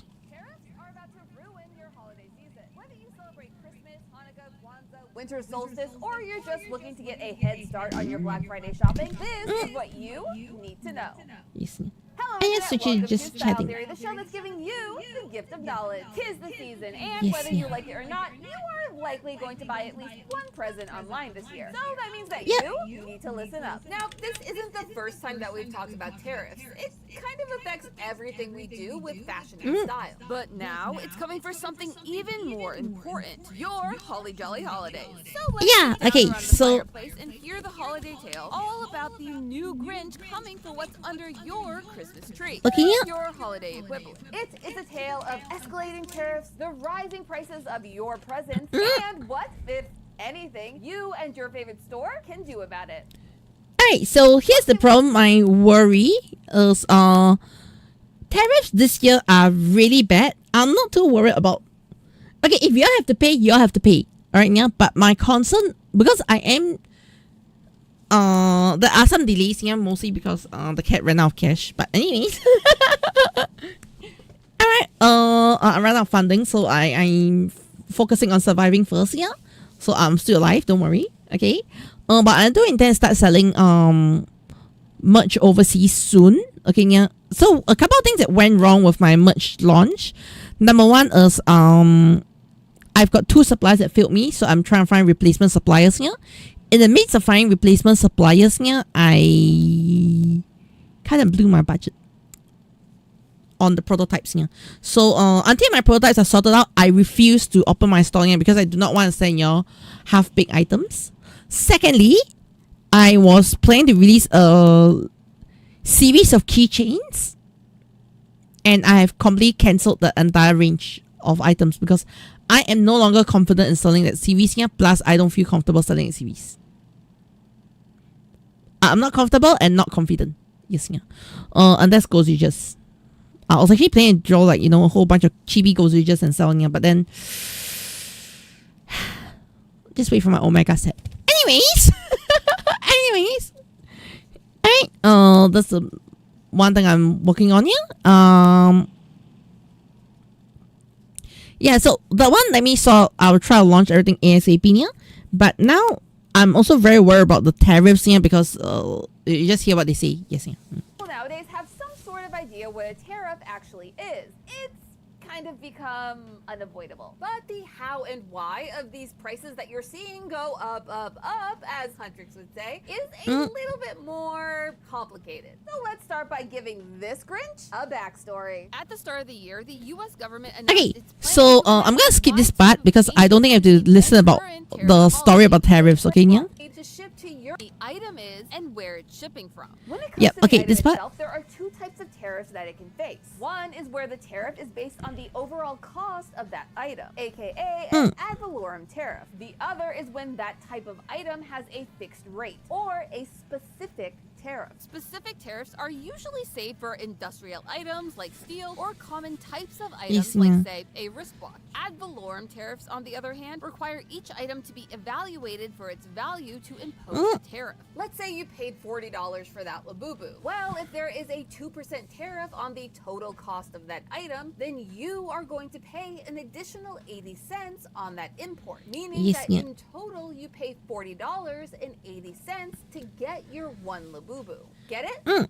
Good. And then there's the place of origin. Because the government typically has to individually negotiate with each country it's importing from, the actual price of that tariff isn't always the same. And depending on the size of the item, the material it's made out of, and what type of product it actually is, among other things, that tariff tax can differ even more. But it didn't all happen at the same time. A large part of what makes it difficult to understand the direct impact of changes to tariff laws on your holiday shopping and of course your bank account is that it's actually an accumulation of many tiny decisions that have merged together to form this one Grinch. Now, Yeah, so right now, because there's so many things happening, like every day I hear tariffs, then it changes for one country, they change that for that country, yeah.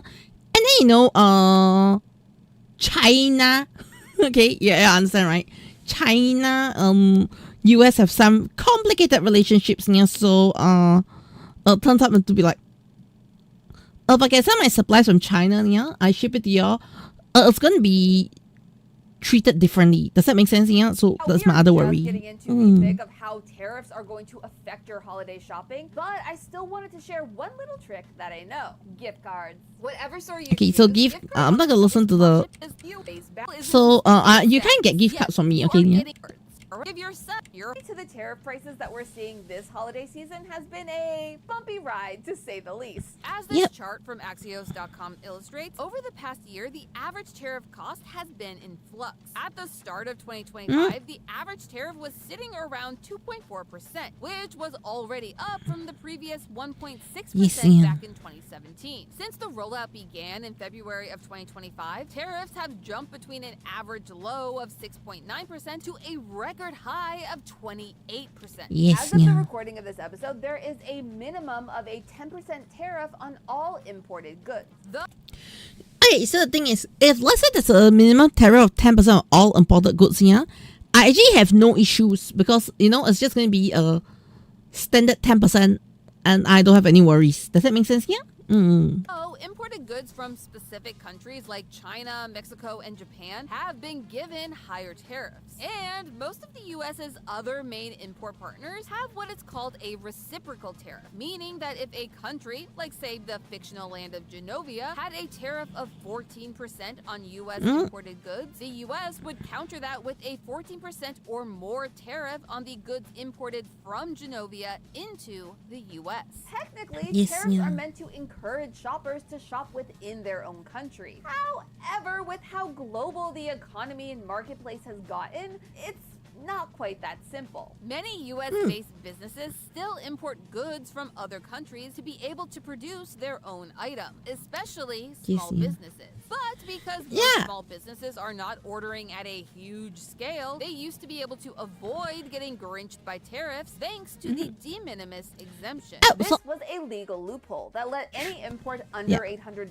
come. So I used to be able to send your things through the de minimis exemption, yeah? Right now I can't. So that's the biggest issue, yeah. Into the country duty-free, meaning without paying a tariff. But as of August 2025, this was suspended for all countries. TLDR, it's gotten very, very pricey to bring anything into the US. But that's only part of the problem.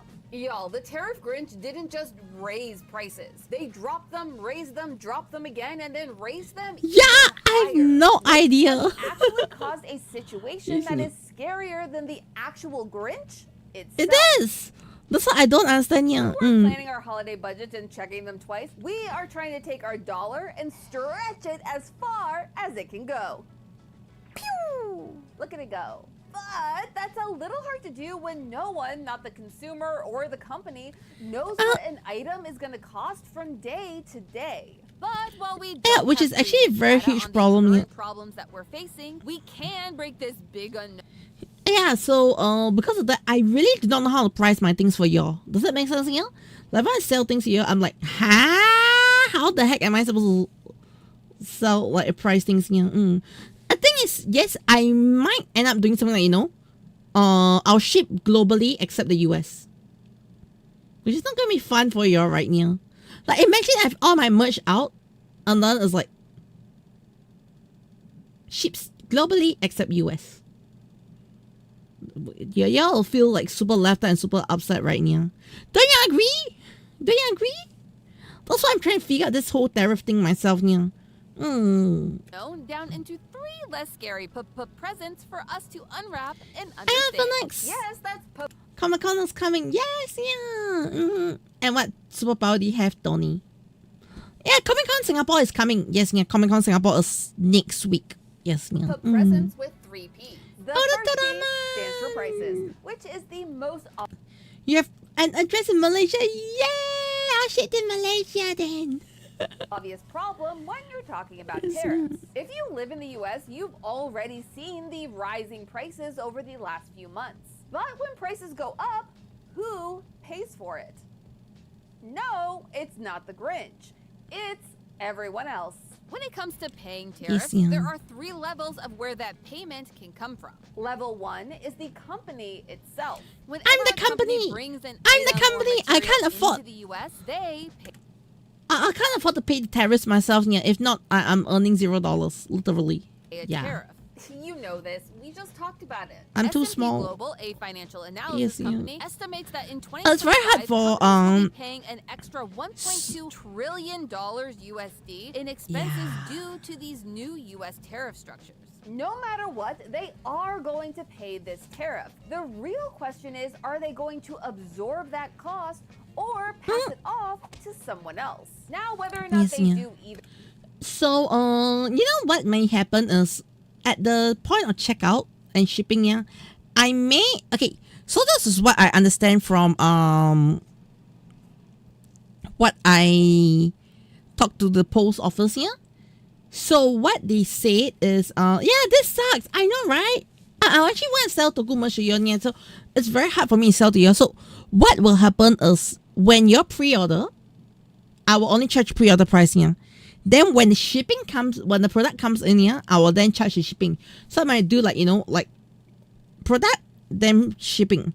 Then when the shipping comes in here, I will also charge like everybody in US extra tariff fee. Yes, yeah. So you might, you know, like if you buy something $25 here, shipping might be easily, like from Singapore to the US here, shipping is easily $20 here. Then you might have to pay an additional like $2 to $4 for the stupid tariffs, that sort of thing here. I might have to do something like that because I may have to pay the tariff myself. I'm not too sure what the situation will be here because I do not want to under-declare the amount.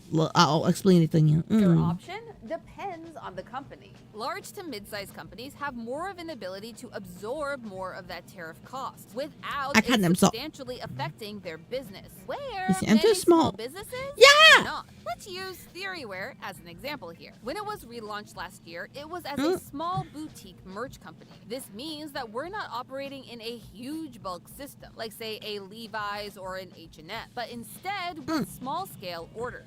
And so when that de minimis exemption was repealed, it hit hard. Theoryware pays a charge when our items enter the U.S. And It's it very pays a hard, tariff yeah. again if those items ship out to an international buyer. And during our first launch, we saw immediately how those tariffs impacted our theorist community. And so we had to make a choice. And it was one that we were very lucky to be able to make. Moving forward, instead of letting tariffs raise the prices for our community, Theoryware is absorbing all of that tariff cost. The problem is I'm not able to absorb the tariff cost on my end here because I'm way too small. Yes, yeah. Say the tariff on our theorist multi. As the tariffs, at least you know the whole price already near. Okay, they are still like a decent sized company near. They're not like a indie solo artist or something. Yeah. So a solo person, we basically are gonna suffer very terribly. First hoodie was $12. Instead of adding that onto the price of our hoodie, Theorist is going to be paying it and absorbing that cost for you. Yeah, because the thing with that also is $12 worth of tariffs is insane, right?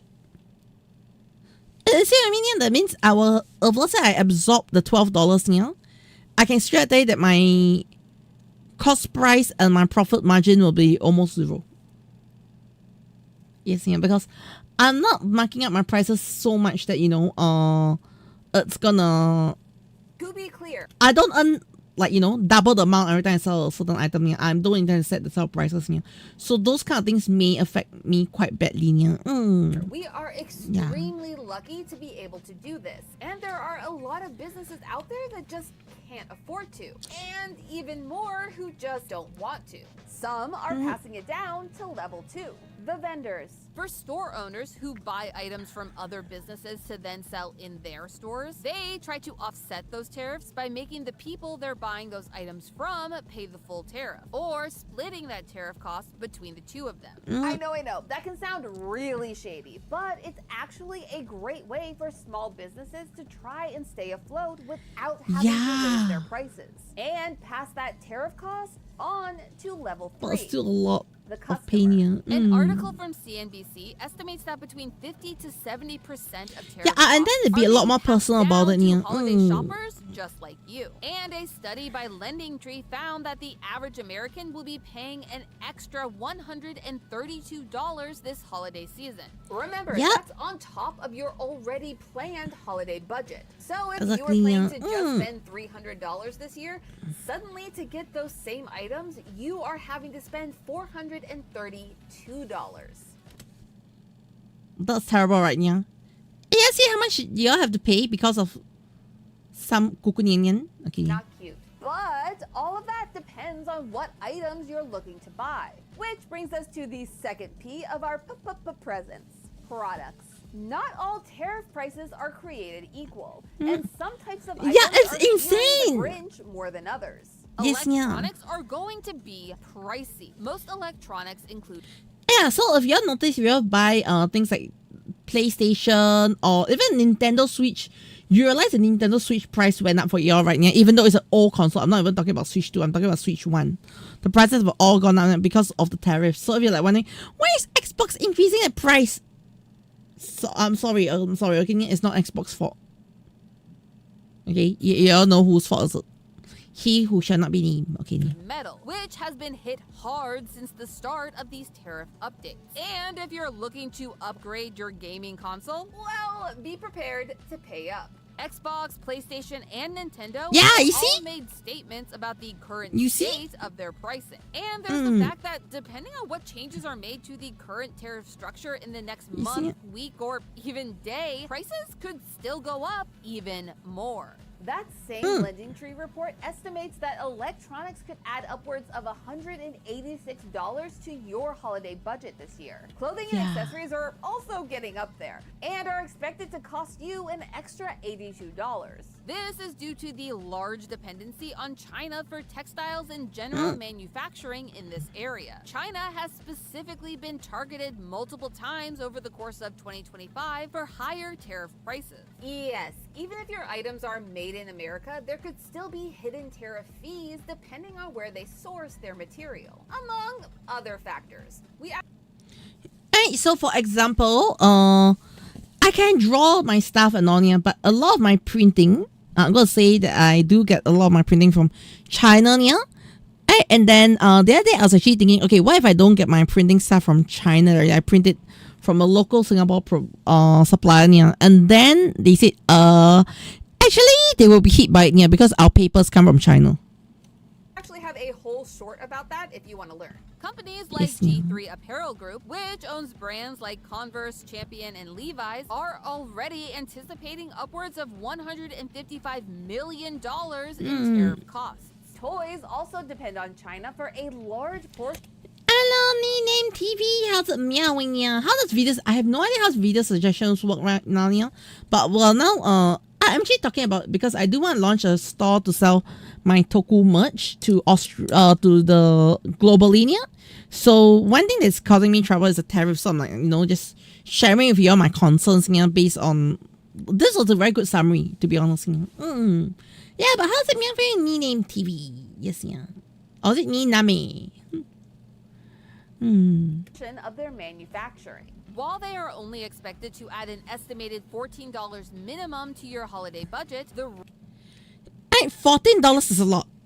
Okay, $14 is a lot.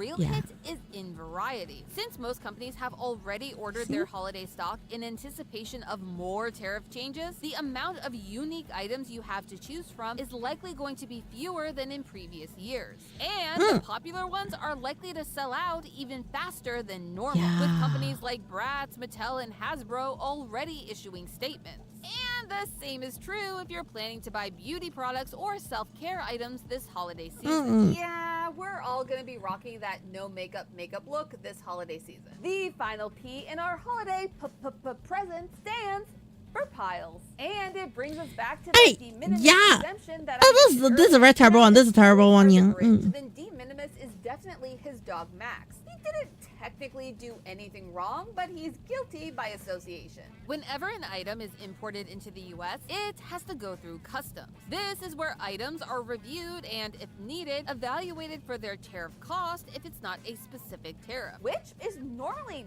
fine. Okay, so when items are evaluated, alright, and all, if let's say, okay, for example, if I send something out to y'all, okay, yeah? If let's say I send something out to y'all today, alright, yeah? By the time it reached the US, okay, if let's say he who shall not be named increase the tariff cost, yeah, y'all will be charged by the post office to pay extra tariffs to get the item delivered to you. Alternatively, they may just send it back to me. Okay, yeah? Alternatively, they might just throw away. I can't remember, was it this video where people complain things are getting thrown away just because of didn't meet the tariff requirements, yeah? And yeah, very good. It's Nyanim. Nyanim. How's it meowing? Yeah. Nyanim. Yep. So right now, yeah, I'm just talking about tariffs. So I'm just being sad, yeah, about it. I mean, this is how we've operated for literal years. But with the suspension of the de minimis exemption, suddenly things are a little backed up. To put it simply, customs is constipated. Where previously packages under $800 would not be stopped, now they have to be checked. Now, if we were only talking about a few hundred extra packages, things would probably be fine. The problem comes from the fact that most orders by the everyday shopper are a small value package that would have fallen under the de minimis exemption, except now they can't. This rapid and unexpected increase in packages being held at customs has resulted in packages getting stuck. And the piles of presents trying to make it home for the holidays is only growing. As a representative from USPS told NBC News, because of the changes to US import regulations, we are seeing many packages that are unable to clear customs due to missing or incomplete information about the shipment required for customer clearance. If for any reason they're unable to get that missing information to clear the package to ship, it falls into one of two options.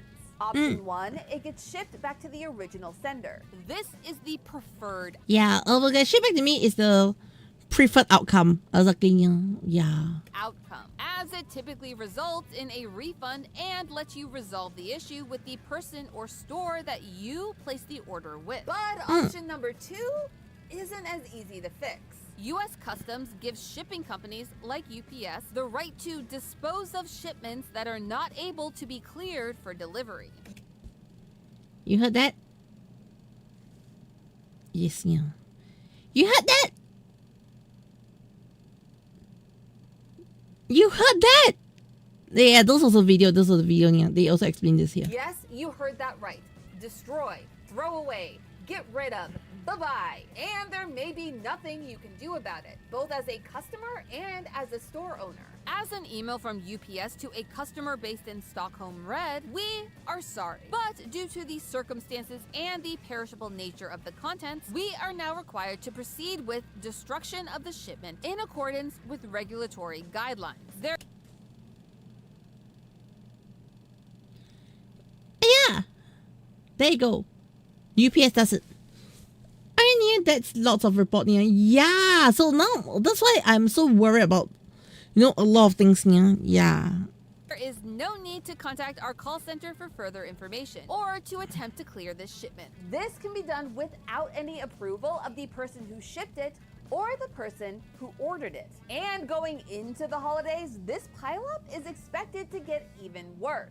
But is there anything that we, the holiday shopping who's down in Whoville, can actually do to save the holidays? Yeah. So, that's terrible right now. That's really terrible right now. Even with the Grinch and his sleigh full of tariffs on the horizon, most of us still want to celebrate the holidays and give our loved ones a little gift to show we care. So, what can we do? First, if you haven't already, start planning your holiday shopping right now. Like, literally right now. Go pull out a paper, I'll wait.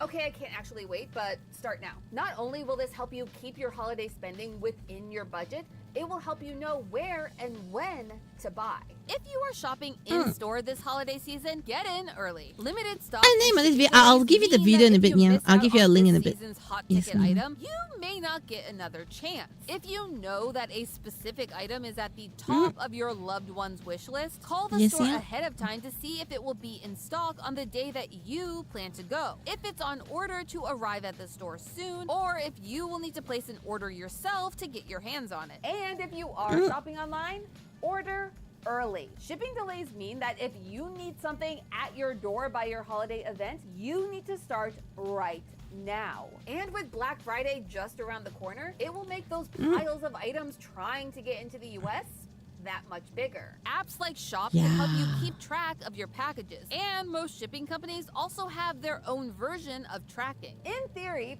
a shipping theory, this should alert you ASAP if there's something wrong with your order, and hopefully keep your order from being destroyed. Second is to consider what stores you're actually shopping from this season, and ask yourself these questions. Are they being transparent about what tariffs you are going to have to pay? Is this company absorbing some or all of those tariff costs? Alright, I'm gonna say straight out, alright? I can't absorb the tariffs. Yeah, I can't afford to absorb tariffs, you know. And nice action! Yay! So that you don't have to pay more. Where is this item shipping from? Is it already in the US, or will it have to pass through US customs? And number 3, have a backup plan. I'm gonna be real with you. The Grinch and his sleigh full of tariffs have really made this holiday season unpredictable. Even with the best planning, something can still go wrong. Be prepared to have to find a last-minute replacement for your first choice present, or to print out an IOU for an item that's still in transit. And when in doubt, a gift card can save your butt. And no, I'm not just saying that because we're being sponsored by Raise.com and you can get cash back on every gift card that you buy through them. That is just a happy accident. The magic of the holidays. Listen, this is uncharted territory for all of us. And even experts are saying that we don't really know the full impact of these tariff prices yet. And that's the we worst part. probably won't until sometime in 2026. However, it's important to remember that while gifts are great, the best gift that you can give this holiday season is the gift of your time to the people who love you. But hey, that's just a theory, a style theory. Keep shopping smart. Up next on Style Theory. Okay, so I hope that it gives you a bit of insight, alright, into the destruction we are facing. Yes, yeah. Yeah. So initially, okay, I'm just gonna share with you. So initially, I was actually planning to launch more merch stuff first, yeah. But now I have changed to focusing on my commissions first, yeah. So yeah, that's just a couple of little things that I try to change up in my own content, yeah. But I cannot confirm anything. I'm so sorry, everyone. Yeah. Anyways. Okay. And that'll be the end of today's stream. Okay, yeah. I hope y'all feel less depressed. I hope. Yes, yeah. Okay. So, Tony, the thing is, since May, they tell us to wait till August. Since August, they tell us to wait till October. Since October, it's now Christmas. How long do we have to wait? You see what I mean, yeah? But the time, alright, everything is done. Zetsu is over. How am I supposed to sell my Zetsu merch? Am I making sense? Yeah? How am I supposed to sell my Zetsu merch if but the time, you know, the tariffs are over, Zetsu is over?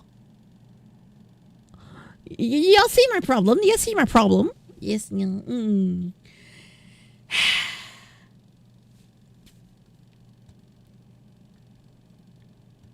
Yes, yeah. Okay. And Jose Deborah Nyani. Okay, but yeah, so that will pretty much be the end of today's stream. I'll be ending stream here today, yeah. And yes, I'm so sorry I'm ending already. Jose, yes, yeah, because I need to prep for tomorrow. Okay. Yeah. Oh, America is stuck in this for a while. Yeah. Yeah. Let's hope things improve. Okay, yeah. So, anyways, thank you so much. And you're new on my live video. Thank you so much, yeah, Kashinoki. But I'm ending stream like now. Yes, yeah. I'm so sorry. By the time you came in, I'm about to end stream, yeah. But do remember subscribe and hit the notification bell so you won't miss the next one, yeah. So usually on this channel I do more art streams and stuff, yeah. Okay. On my Caturteer channel, if you're on Caturteer channel, I do more art streams there, yeah. If you're on my Tokusatsu channel, yeah, we watch Kamen Super Saiyan, all those stuff, yeah. And we talk about Toku stuff more often, yeah. Today is just an interesting day where I'm just drawing Toku. So I decided to stream both sides. And Twitch is Twitch. Okay, so thank you so much everyone for joining me. I will see all of you next stream. Okay, which is going to be on Monday for Toku Watch Along. Okay, yeah. So bye-bye.